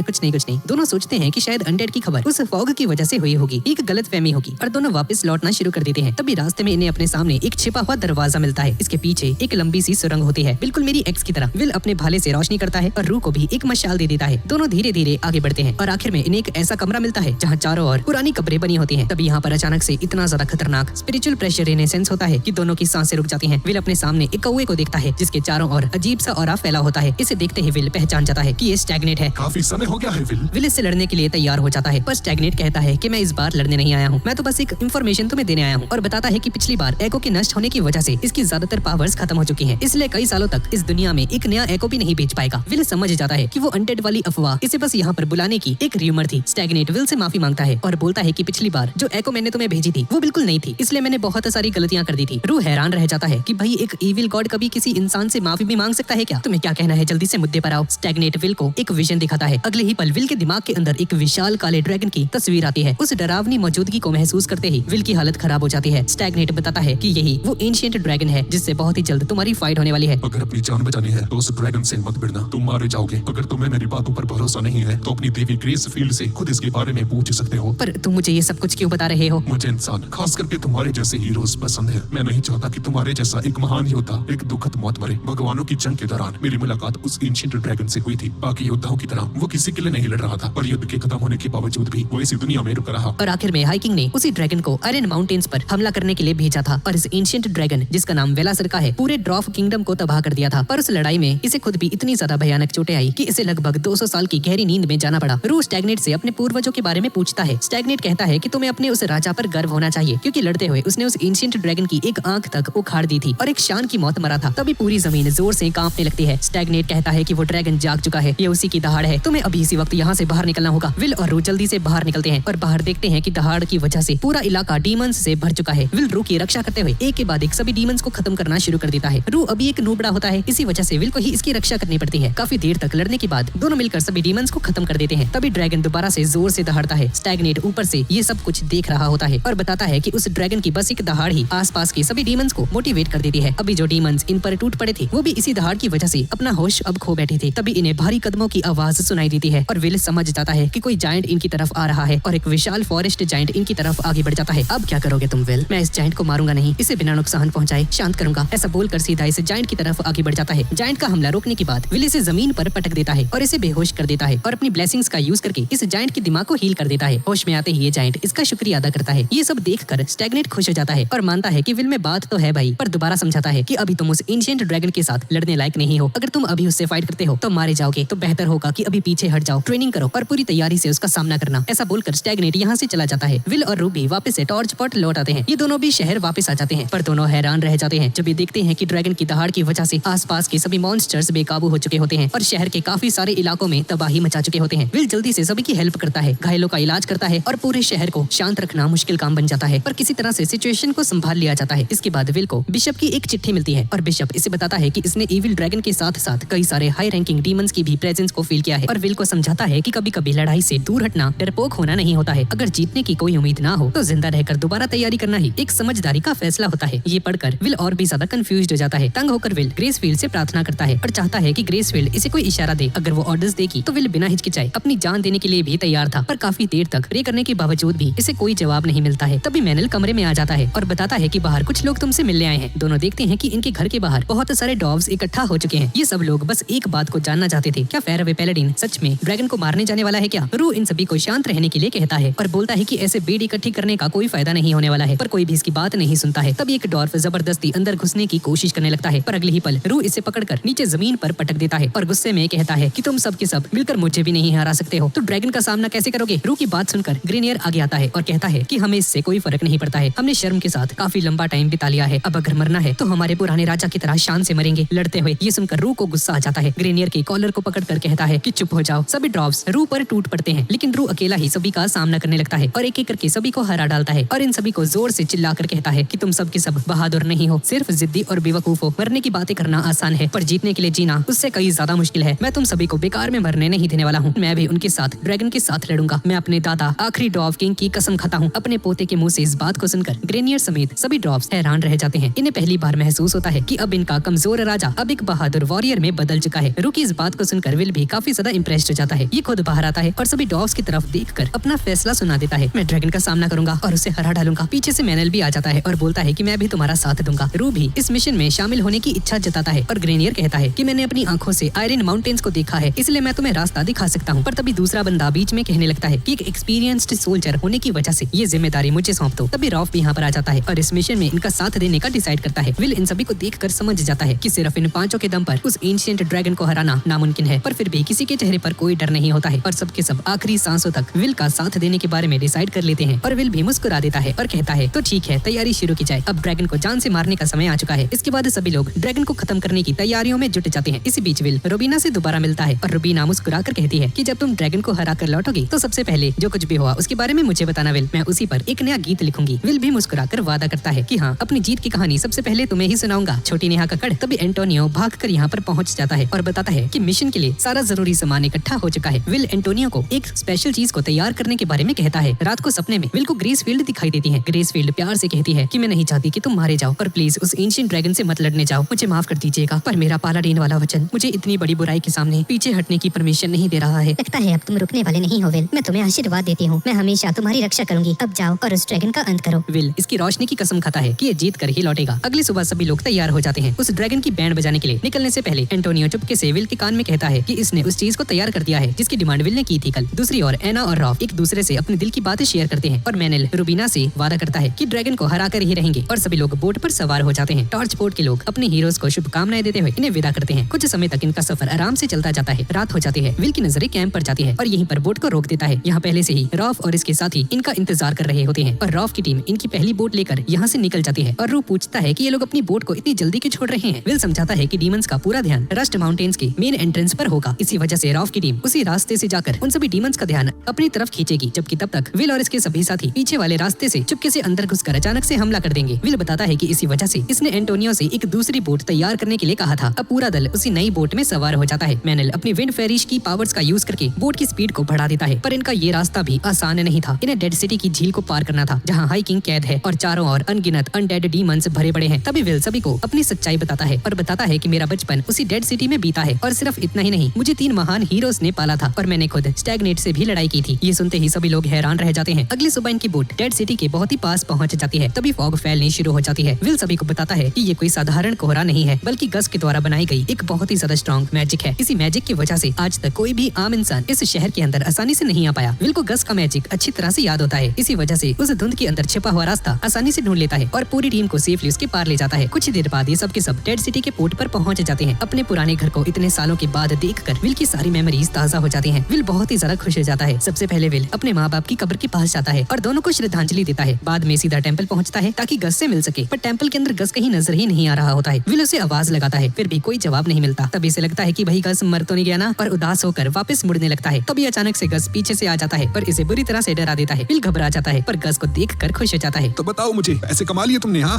हाँ, कमा लिए है। अब मैं बस एक मशहूर पैलाडिन ही नहीं रहा दद्दू, अब मैं बीस्ट वुड्स का लॉर्ड भी बन चुका हूँ। क्या बात है बच्चे। पर जैसे ही इसे पता चलता है कि विल अभी तक सिंगल है और अभी तक इसने किसी लड़की को छुआ भी नहीं है, तो इसे गालियां देने लगता है। अबे साले, इतने सारे एडवेंचर किए तुमने और अभी तक एक भी खूबसूरत लड़की नहीं मिली तुम्हें? हाँ, लगता है ये बाकी इसेकाई एनिमे जैसा एनिमे नहीं है। अरे यार क्या बताऊं दद्दू, मुझे तो बस लौंडे ही मिले। विल अपने सारे दोस्तों को गस से इंट्रोड्यूस करवाता है और बताता है कि सब लोग मिलकर एंशिएंट ड्रैगन को निपटाने जा रहे हैं। ये सुनते ही गस को गुस्सा आ जाता है और विल को डांटते हुए कहता है कि तुम एक नंबर के बेवकूफ हो, इतने खतरनाक ड्रैगन को हराना तुम्हारे बस की बात नहीं है। तब ये बुढ़ा सामने आता है और गस को बताता है कि आज से बहुत समय पहले ब्लड, मैरी और आपने मेरी जान बचाई थी। गस इसे पहचान जाता है, इसकी तारीफ करता है और इसका शुक्रिया अदा करता है। इसके बाद विल अपने पुराने कमरे में जाता है। कमरे को देखते ही इसे ब्लड और मैरी की याद आ जाती है। विल गस से अकेले में बात करता है और उस एंशिएंट ड्रैगन के बारे में और जानकारी मांगता है। मैंने कभी उस ड्रैगन को अपनी आंखों से नहीं देखा बच्चे, अगर देखा होता तो उसे डीमंस का साथ छोड़कर अच्छाई का रास्ता अपनाने के लिए मजबूर करता। गस ड्रैगन की सबसे बड़ी कमजोरी बताता है कि वेलासरका की स्किल्स इतनी मजबूत हैं कि उन्हें ब्लड भी आसानी से भेद नहीं पाया था। इसलिए अगर तुम्हें ड्रैगन को हराना है तो तुम्हें उसके पुराने वाले घाव पर ही निशाना लगाना होगा। एंशिएंट ड्रैगन्स गॉड के जमाने से जिंदा हैं। अब विल समझ जाता है कि स्टैग्नेट इसे बार बार पीछे हटने की बात क्यों बोल रहा था। विल बताता है कि इसकी मुलाकात स्टैग्नेट से हुई थी और उसने भी मुझे ड्रैगन के बारे में वार्न किया था। गस भी हैरान हो जाता है कि भाई उसे क्या पड़ी है तुम्हारी। क्या तुम सच में उस ड्रैगन से लड़ना चाहते हो क्या बच्चे? दद्दू, अगर मैंने उसे नहीं रोका तो बहुत सारे बेगुनाह लोग मारे जाएंगे। हाइकिंग से लड़ने वाले हीरोज के सभी हथियार आज भी इसी शहर के अंदर सुरक्षित रखे हुए हैं। और गस इन सभी को एक पुरानी वर्कशॉप में लेकर जाता है और अपने मैजिक से एक हिडन डोर खोलता है जिसके पीछे एक बहुत बड़ा कमरा होता है जहाँ बहुत सारे हथियार पड़े होते हैं। अंदर रखे हुए सभी लेजेंडरी वेपन्स को देखकर सभी लोग हक्के बक्के रह जाते हैं। जो पसंद हो उसे उठा लो, शर्माना मत। विल एक शील्ड चूज करता है। इसे लगता है कि ड्रैगन के ब्रेथ अटैक से बचने के लिए यही सबसे काम की चीज होगी। रोफ कोई भी हथियार चूज नहीं करता है। इसे लगता है कि ताकत से ज्यादा जरूरी है अपने वेपन पर भरोसा करना और गस से इसकी स्वॉर्ड के ऊपर कुछ मैजिक वगैरह यूज करने की रिक्वेस्ट करता है ताकि इसकी स्वॉर्ड पहले से ज्यादा स्ट्रॉन्ग हो सके। मैनेल एक बो चूज करता है जो कि कभी एक लेजेंडरी एल्फ वॉरियर यूज किया करता था। गस को पता चलता है कि मैनल उसी वॉरियर की ब्लड लाइन से है, इसलिए वो इसके लिए बिल्कुल सही रहेगा। सभी लोग अपने अपने वेपन्स को चूज कर लेते हैं और विल उन सभी हीरोज को याद करता है जिन्होंने कभी हाइकिंग के खिलाफ लड़कर इस पूरी दुनिया की रक्षा की थी। उनकी आत्मा की शांति के लिए प्रार्थना करता है और गस का दिल से इन सभी हथियारों का शुक्रिया अदा करता है। अब इस दुनिया को बचाने की बारी मेरी है। विल रू को एक डैगर देता है और बताता है कि ये डैगर कभी मेरे फादर का हुआ करता था, यानी कि ब्लड का। ये लो, इसे रख लो। आपका शुक्रिया। रू इस डैगर को रख लेता है। बाकी लोग खाना ढूंढने के लिए चले जाते हैं और विल और रू कैंप के अंदर रुककर सफाई करना शुरू कर देते हैं। और रू विल से कहता है कि काश मेरा जन्म भी किसी साधारण से परिवार में हुआ होता। विल इसकी बात सुनकर मुस्कुराता है और विल कहता है कि अगर मुझे मौका मिलता तो मैं तुम्हारी तरह एक शाही परिवार में जन्म लेना चाहता। मुझे माफ कर दीजिएगा, मैं आपको इन सब में घसीट रहा हूँ, मुझे ऐसा लगता है। तुम चिंता मत करो, मैं जानता हूँ दोस्त मैं क्या कर रहा हूँ। अगर मैं बिना लड़े पीछे हट जाता हूँ तो मैं अपने पेरेंट्स का सामना नहीं कर पाऊंगा और जब एक दिन मैं दोबारा से गॉडेस के पास जाऊंगा तो मुझे कोई रिग्रेट नहीं चाहिए। और मैं चाहता हूँ कि मैं उन्हें कह सकूँ कि मैंने अपनी पूरी कोशिश की थी। इसी वजह से मैं ड्रैगन से डर के भागने वाला नहीं हूँ। और तुम्हारा भी शुक्रिया दोस्त, तुमने मुझे हिम्मत दी। सर मैं आपसे वादा करता हूँ चाहे आगे कुछ भी हो जाए आपको कभी भी अपने फैसले पर पछतावा नहीं होगा। हाँ मैं तुम पर भरोसा करता हूँ। तभी मैनल एक हिरण का शिकार करके वापस आ जाता है और इसे पकाकर खाने लगते हैं। खाना खाते हुए मैनल इन दोनों नमूनों को चढ़ाता है क्योंकि मछली पकड़ने में दोनों में से कोई भी सफल नहीं हो पाया था। रात को विल को एक सपना आता है। बचपन वाले विल को देखता है जिसके सामने मैरी होती है। मैरी इससे पूछती है कि क्या तुम मुझसे डरते हो क्या? तुम चिंता मत करो, समय के साथ तुम्हें भूतों को देखने की आदत हो जाएगी। और ब्लड भी इसे समझाता है कि भविष्य में तुम्हें ऐसे समय का भी सामना करना पड़ सकता है जहाँ पीछे हटने का ऑप्शन नहीं दिया जाएगा, भले ही इसके लिए इसे अपनी जान ही कुर्बान क्यों ना करनी पड़े। अगर तुम चाहो तो इस बात के लिए मुझसे नफरत कर सकते हो बच्चे। नहीं ब्लड, मैं आपसे कभी नफरत नहीं कर सकता हूँ। अगले दिन विल मैरी और ब्लड की कब्रों पर जाता है। इनके सामने खड़े होकर इनका शुक्रिया अदा करता है इसको इतना स्ट्रॉन्ग बनाने के लिए। ये सब कुछ आपके बिना बहुत ही मुश्किल है पिताजी और माताजी। और यहाँ से जाने लगता है। तभी गस यहाँ पर आ जाता है और गस दोबारा से विल को वार्न करता है कि एक बार दोबारा सोच लो बच्चे, वो एंशिएंट ड्रैगन बहुत ही ज्यादा खतरनाक है। पर गस को ऐसा भी लगता है कि विल ही वो इकलौता इंसान है जो कि उस ड्रैगन को मार सकता है। पर मुझे नहीं लगता कि मैं इतना स्ट्रॉन्ग हूँ। तो यहाँ से भाग जाओ बच्चे, पीछे हट जाओ। नहीं, मैं पीछे नहीं हट सकता हूँ क्योंकि अगर मैंने कुछ नहीं किया तो ब्लड और मैरी निराश हो जाएंगे। उस ड्रैगन पर हमला करने का यही सबसे बढ़िया मौका है बच्चे, क्योंकि वो अभी पूरी तरह से ठीक होकर जागा नहीं है। मैं तुम्हारे साथ चल सकता था पर उस लड़ाई में मैं तुम्हारे किसी काम नहीं आ पाऊंगा। कोई बात नहीं, प्लीज आप यहीं पर रहिए और मेरे लौटने का इंतजार कीजिएगा। और अगले दिन सभी लोग दोबारा से अपने सफर को शुरू कर देते हैं और नदी के ऊपरी हिस्से की ओर आगे बढ़ जाते हैं। ये बुढ़ा नक्शे को ध्यान से देखता है और बताता है कि आगे काफी ज्यादा खतरनाक रास्ते आने वाले हैं और उनसे बचने के लिए मेन रिवर की जगह हमें किसी दूसरी नदी का सहारा लेना चाहिए। मैनल अपने मैजिक का यूज करता है और रास्ते का पता लगाता है और ऐसे स्पेल्स का भी यूज करता है जो कि इनकी प्रेजेंस को हाइड कर सकते हैं ताकि आसपास के अनडेड क्रीचर्स अट्रैक्ट ना हो जाएं। आगे प्राचीन elf in forest of Lothar है। इस जंगल का आयरन माउंटेन्स के साथ पुराना और खराब इतिहास रहा है, खासकर पेड़ों के काटने जाने की वजह से। तभी ये सभी लोग एक अजीब से इलाके में पहुंच जाते हैं जो कि पूरी तरह से फॉग से घिरा हुआ होता है। मैनल इस जगह को देखकर कहता है कि ये जगह मुझे कुछ जानी पहचानी लग रही है। मैनल बताता है कि इस जंगल में कभी एल्व्स रहा करते थे और उन डीमंस को एल्व्स के बारे में पता चल गया और वर्ड्स ऑफ टैबू का यूज करके पूरे जंगल को ही सड़ा दिया। इसी वजह से आसपास का पूरा इलाका बंजर पड़ा है और अब इन्हें इस जंगल के अंदर मौजूद सभी डीमंस को हराना होगा। ये सब लोग लड़ाई के लिए तैयार हो जाते हैं। तभी पानी के अंदर से बहुत सारे सरपेंट्स बाहर निकलकर इन पर अटैक कर देते हैं। लड़ाई के दौरान विल नदी के अंदर गिर जाता है पर फिर भी खुद को संभाल लेता है और सभी सरपेंट्स को हरा देता है। आगे बढ़ते हुए इन्हें कुछ मरे हुए लोगों के हाथ दिखाई देते हैं जो कि पानी से बाहर आ जाते हैं। अचानक से ही विल इन हाथों को पकड़ता है और ग्रेस फील्ड से प्रार्थना करता है कि प्लीज पानी में भटकती हुई इन खोई हुई आत्माओं को मुक्ति दी जाए। तभी गॉडेस दिखाई देती है और इन सभी को सही रास्ता दिखा देती है और ये सब लोग तेजी से आगे बढ़ते जाते हैं। कुछ ही देर बाद इन्हें अपने सामने एक हाइड्रा दिखाई देता है जो कि एक छोटी लड़की पर हमला कर रहा होता है। मैनल जल्दी से इसकी हेल्प करने के लिए आगे बढ़ जाता है और ये सब के सब हाइड्रा से फाइट करना शुरू कर देते हैं। हाइड्रा को हरा दिया जाता है और मैनल विल से इस लड़की को ठीक करने के लिए कहता है। ये लड़की बहुत ही ज्यादा बुरी हालत में होती है और विल इसे हील कर देता है। ये लड़की होश में आ जाती है। ये एल्फ गर्ल सभी का शुक्रिया अदा करती है इसकी जान बचाने के लिए। ये सभी लोग इस एल्फ गर्ल को बताते हैं कि हम लोग ड्रैगन को मारने के लिए एक मिशन पर निकले हैं। पर सिर्फ 5 लोग? हाँ मैं जानता हूँ कि हम सिर्फ 5 हैं पर हमारे पास कोई दूसरा ऑप्शन नहीं था। वैसे वो हाइड्रा तुम्हारे पीछे क्यों पड़ा हुआ था? ये बहुत लंबी कहानी है। वैसे तुम्हारा गाँव कहाँ पर है? मेरा घर जंगल के थोड़ा आगे है। जैसे जैसे ये लोग जंगल की गहराइयों में जाते रहते हैं आसपास का एनवायरनमेंट डार्क होता जाता है। मैनल महसूस करता है कि यहाँ पर सिर्फ डीमंस ही नहीं बल्कि कोई और भी है। एल्फ बताती है कि ये इविल ड्रैगन का ऑरा है जिसने पूरे जंगल को दूषित कर दिया है जिसकी वजह से जंगल धीरे धीरे सड़ता जा रहा है। रू पूछता है कि उस एंशिएंट ड्रैगन का ऑरा इतनी दूर तक कैसे फैल गया? एल्फ बताती है कि उस ड्रैगन का ऑरा जमीन के अंदर मौजूद जो टनल्स हैं उसके थ्रू फैल रहा है। ये सभी लोग इसके गाँव पहुँच जाते हैं पर गाँव की हालत खराब होती है। गाँव के लोग कमजोर, बीमार और निराश दिख रहे होते हैं क्योंकि हवा, पानी सब कुछ दूषित हो चुका होता है। लेकिन इसके बावजूद एल्फ गर्ल इन सभी का यहाँ पर स्वागत करती है। विल सभी गाँव वालों को एक जगह पर इकट्ठा होने के लिए कहता है और अपने डिवाइन पावर्स का यूज करके सभी बीमार लोगों को ठीक कर देता है। विल एक झील के किनारे बैठा हुआ होता है और तभी स्टैग्नेट इसके सामने आ जाता है। तुम्हें ये मिशन छोड़ देना चाहिए बच्चे। अगर तुमने ड्रैगन का सामना किया तो तुम्हारी मौत निश्चित है। तुम मेरे राइट हैंड मैन बन जाओ। हम दोनों मिलकर उस ड्रैगन को हरा सकते हैं और उसके बाद पूरी दुनिया पर राज कर सकते हैं। चले जा यहाँ से काले कौवे, तुम मेरे दुश्मन हो। स्टैग्नेट यहाँ से चला जाता है। अगली सुबह ये लोग जंगल के और अंदर तक जाते हैं। इनका मिशन उन सभी डीमन बीस्ट को हराना होता है जिन लोगों ने जंगल के लॉर्ड के कंट्रोल को अपने हाथ में ले रखा है। इन सभी के सामने बहुत सारे डीमंस आते हैं, पर एक के बाद एक सभी को हराते जाते हैं। तब इनके सामने एक ऐसा पेड़ आ जाता है जो कि डीमन बीस्ट के अंडों से भरा हुआ होता है। मैनल अपनी पावर्स का यूज करके इस पेड़ को हील करना शुरू कर देता है और पेड़ के साथ साथ जंगल में फैले हुए सभी करप्शन को भी साफ कर देता है। देखते ही देखते हर तरफ हरियाली हो जाती है। एल्फ इनका शुक्रिया अदा करती है और विल एल्फ से सबसे पास वाली कोई अंडरग्राउंड टनल दिखाने के लिए कहता है, जो कि सीधा रस्ट माउंटेन्स की तरफ जाती है, जहाँ पर वो ड्रैगन रहता है। एल्फ इन सभी को वेस्ट गेट तक लेकर आती है। ये आयरन कंट्री के अंदर एंटर करने का मेन गेट होता है। ये गेट खुल जाता है और ये सब के सब आयरन कंट्री के अंदर एंटर कर जाते हैं। एल्फ इनके साथ नहीं जाती है और इनके सुरक्षित लौटने के लिए प्रार्थना करती है और ये सभी लोग आगे बढ़ जाते हैं। मुझे ये जगह कुछ ज्यादा ही खतरनाक लग रही है। जी लॉर्ड, आपने सही कहा, यहाँ का माहौल कुछ ज्यादा ही हैवी है, कुछ ठीक नहीं लग रहा। सभी लोग सावधान रहना, आसपास ट्रैप्स हो सकते हैं। हमारा सामना डीमंस से है और उनमें से कुछ तो उड़ भी सकते हैं। बिल्कुल अलर्ट रहना। तभी मैनल को एक ट्रैप नजर आ जाता है। इन सभी को रोकता है और सावधानी से इसे डिसेबल कर देता है। ग्रुप आगे बढ़ जाता है। ये कुछ अजीब नहीं लग रहा क्या? अभी तक एक भी डीमन ने हम पर हमला नहीं किया है। मैनल कहता है कि इसे लगता है कि सभी डीमंस हॉल ऑफ स्टोन में इकट्ठा हो रहे हैं और वो सब के सब हम पर एक साथ हमला करने की तैयारी कर रहे होंगे। तभी इसे एक अजीब सी आवाज सुनाई दे जाती है। ये सभी लोग अलर्ट हो जाते हैं और लड़ाई के लिए तैयार हो जाते हैं। तभी सुरंग के अंदर से एक बहुत बड़ी स्केलेटन आर्मी बाहर निकलती है। ये बुढ़ा इन्हें पहचान जाता है और ये सभी लोग इन्हीं के एलाइज हैं। रू इन सभी को आयरन किंगडम के बारे में बताता है कि अब वो बुरी तरह से डीमंस के कब्जे में आ चुका है। इनके सारे सोल्जर्स और राजा तक मारे जा चुके हैं, पर रू इन्हें भरोसा दिलाता है कि हम आयरन किंगडम को दोबारा से तैयार करेंगे और इन सभी वॉरियर्स से कहता है कि अब तुम सभी का काम पूरा हो चुका है और अब तुम शांति से दूसरी दुनिया में जा सकते हो। पूरी स्केलेटन आर्मी धीरे धीरे गायब होनी शुरू हो जाती है। इनकी आत्माएं आफ्टर लाइफ की ओर चले जाती हैं। तभी आगे चलकर इन्हें बहुत सारे डीमंस मिलते हैं जो कि इन पर अटैक कर देते हैं। ये सभी लोग इनके साथ फाइट करते हैं और तभी इन्हें अपने सामने रोशनी दिखाई देती है। ये सभी लोग जल्दी से आगे बढ़ते हैं और ये सब लोग हॉल ऑफ स्टोन में आ जाते हैं, जहाँ पर एक डीमन एक थ्रोन के ऊपर बैठा हुआ होता है। रू आगे बढ़ता है इसके साथ लड़ने के लिए और विल से परमिशन मांगता है कि महाराज, मैं इस डीमन को हराकर इस किंगडम को आजाद करवाना चाहता हूँ। विल भी इसे परमिशन दे देता है, पर मैनल इससे कहता है कि भाई क्या तुम श्योर हो ना, ये रू हरा देगा इसे? वो मर भी सकता है, मुझे रू पर विश्वास है। अगर कुछ गड़बड़ होती भी है तो मैं जल्दी से बीच में आकर रू को बचा लूंगा, तुम चिंता मत करो। इस डीमन और रू के बीच में फाइट शुरू हो जाती है। तभी डीमंस की एक बहुत बड़ी आर्मी यहाँ पर आ जाती है और ये बाकी सभी भी लड़ाई में बिजी हो जाते हैं। दुश्मन बहुत ही ज्यादा होते हैं और ये खुद सिर्फ 5, पर आखिरकार हर एक डीमन को खत्म कर देते हैं। रू भी इस डीमन को हरा देता है और ये हॉल इनके कब्जे में आ जाता है और इस किंगडम को आजाद करवा दिया जाता है। लड़ाई खत्म होने के बाद विल सिंहासन का क्राउन उठाकर रू के सर पर रख देता है। नहीं सर, मैं इस मुकुट को तभी स्वीकार करूंगा जब मैं इस किंगडम को दोबारा से बसा लूंगा। पर तभी जिस डीमन को इन लोगों ने हराया था, इसकी लाश यहाँ से गायब हो जाती है। विल को लगता है कि शायद ये डीमन अभी उस एंशिएंट ड्रैगन के पास गया होगा उससे हेल्प लेने के लिए। ये सभी लोग इसका पीछा करने लगते हैं और तभी टनल के अंदर इन्हें कुछ दिखाई देता है। जो डीमन इनसे बचकर भाग रहा था उसे किसी ने पहले से ही मार डाला है और तभी इनके सामने वही एंशिएंट ड्रैगन आ जाता है जिसने इस डीमन को जान से मार दिया है। तुम्हारा स्वागत है, तुम सबका नाम क्या है? इन सभी की फट जाती है। विल भी बुरी तरह से डर जाता है। तभी इसे मैरी की बात याद आती है कि अपने डर को नकारने से वो गायब नहीं हो जाएगा, तो मैं उसका सामना करना होगा। विल एक गहरी सांस लेता है और इस ड्रैगन से कहता है, तुम्हारा नाम क्या है? मैं हूँ वेलिसा, मुझे सिकल ऑफ द गॉड्स कहा जाता है। मैं हूँ विल, मैं हीरोज का बेटा हूँ और गॉडेस का चेला और मेरा नाम है विलियम जी मैरी ब्लड। मैं उन्हें जानता था,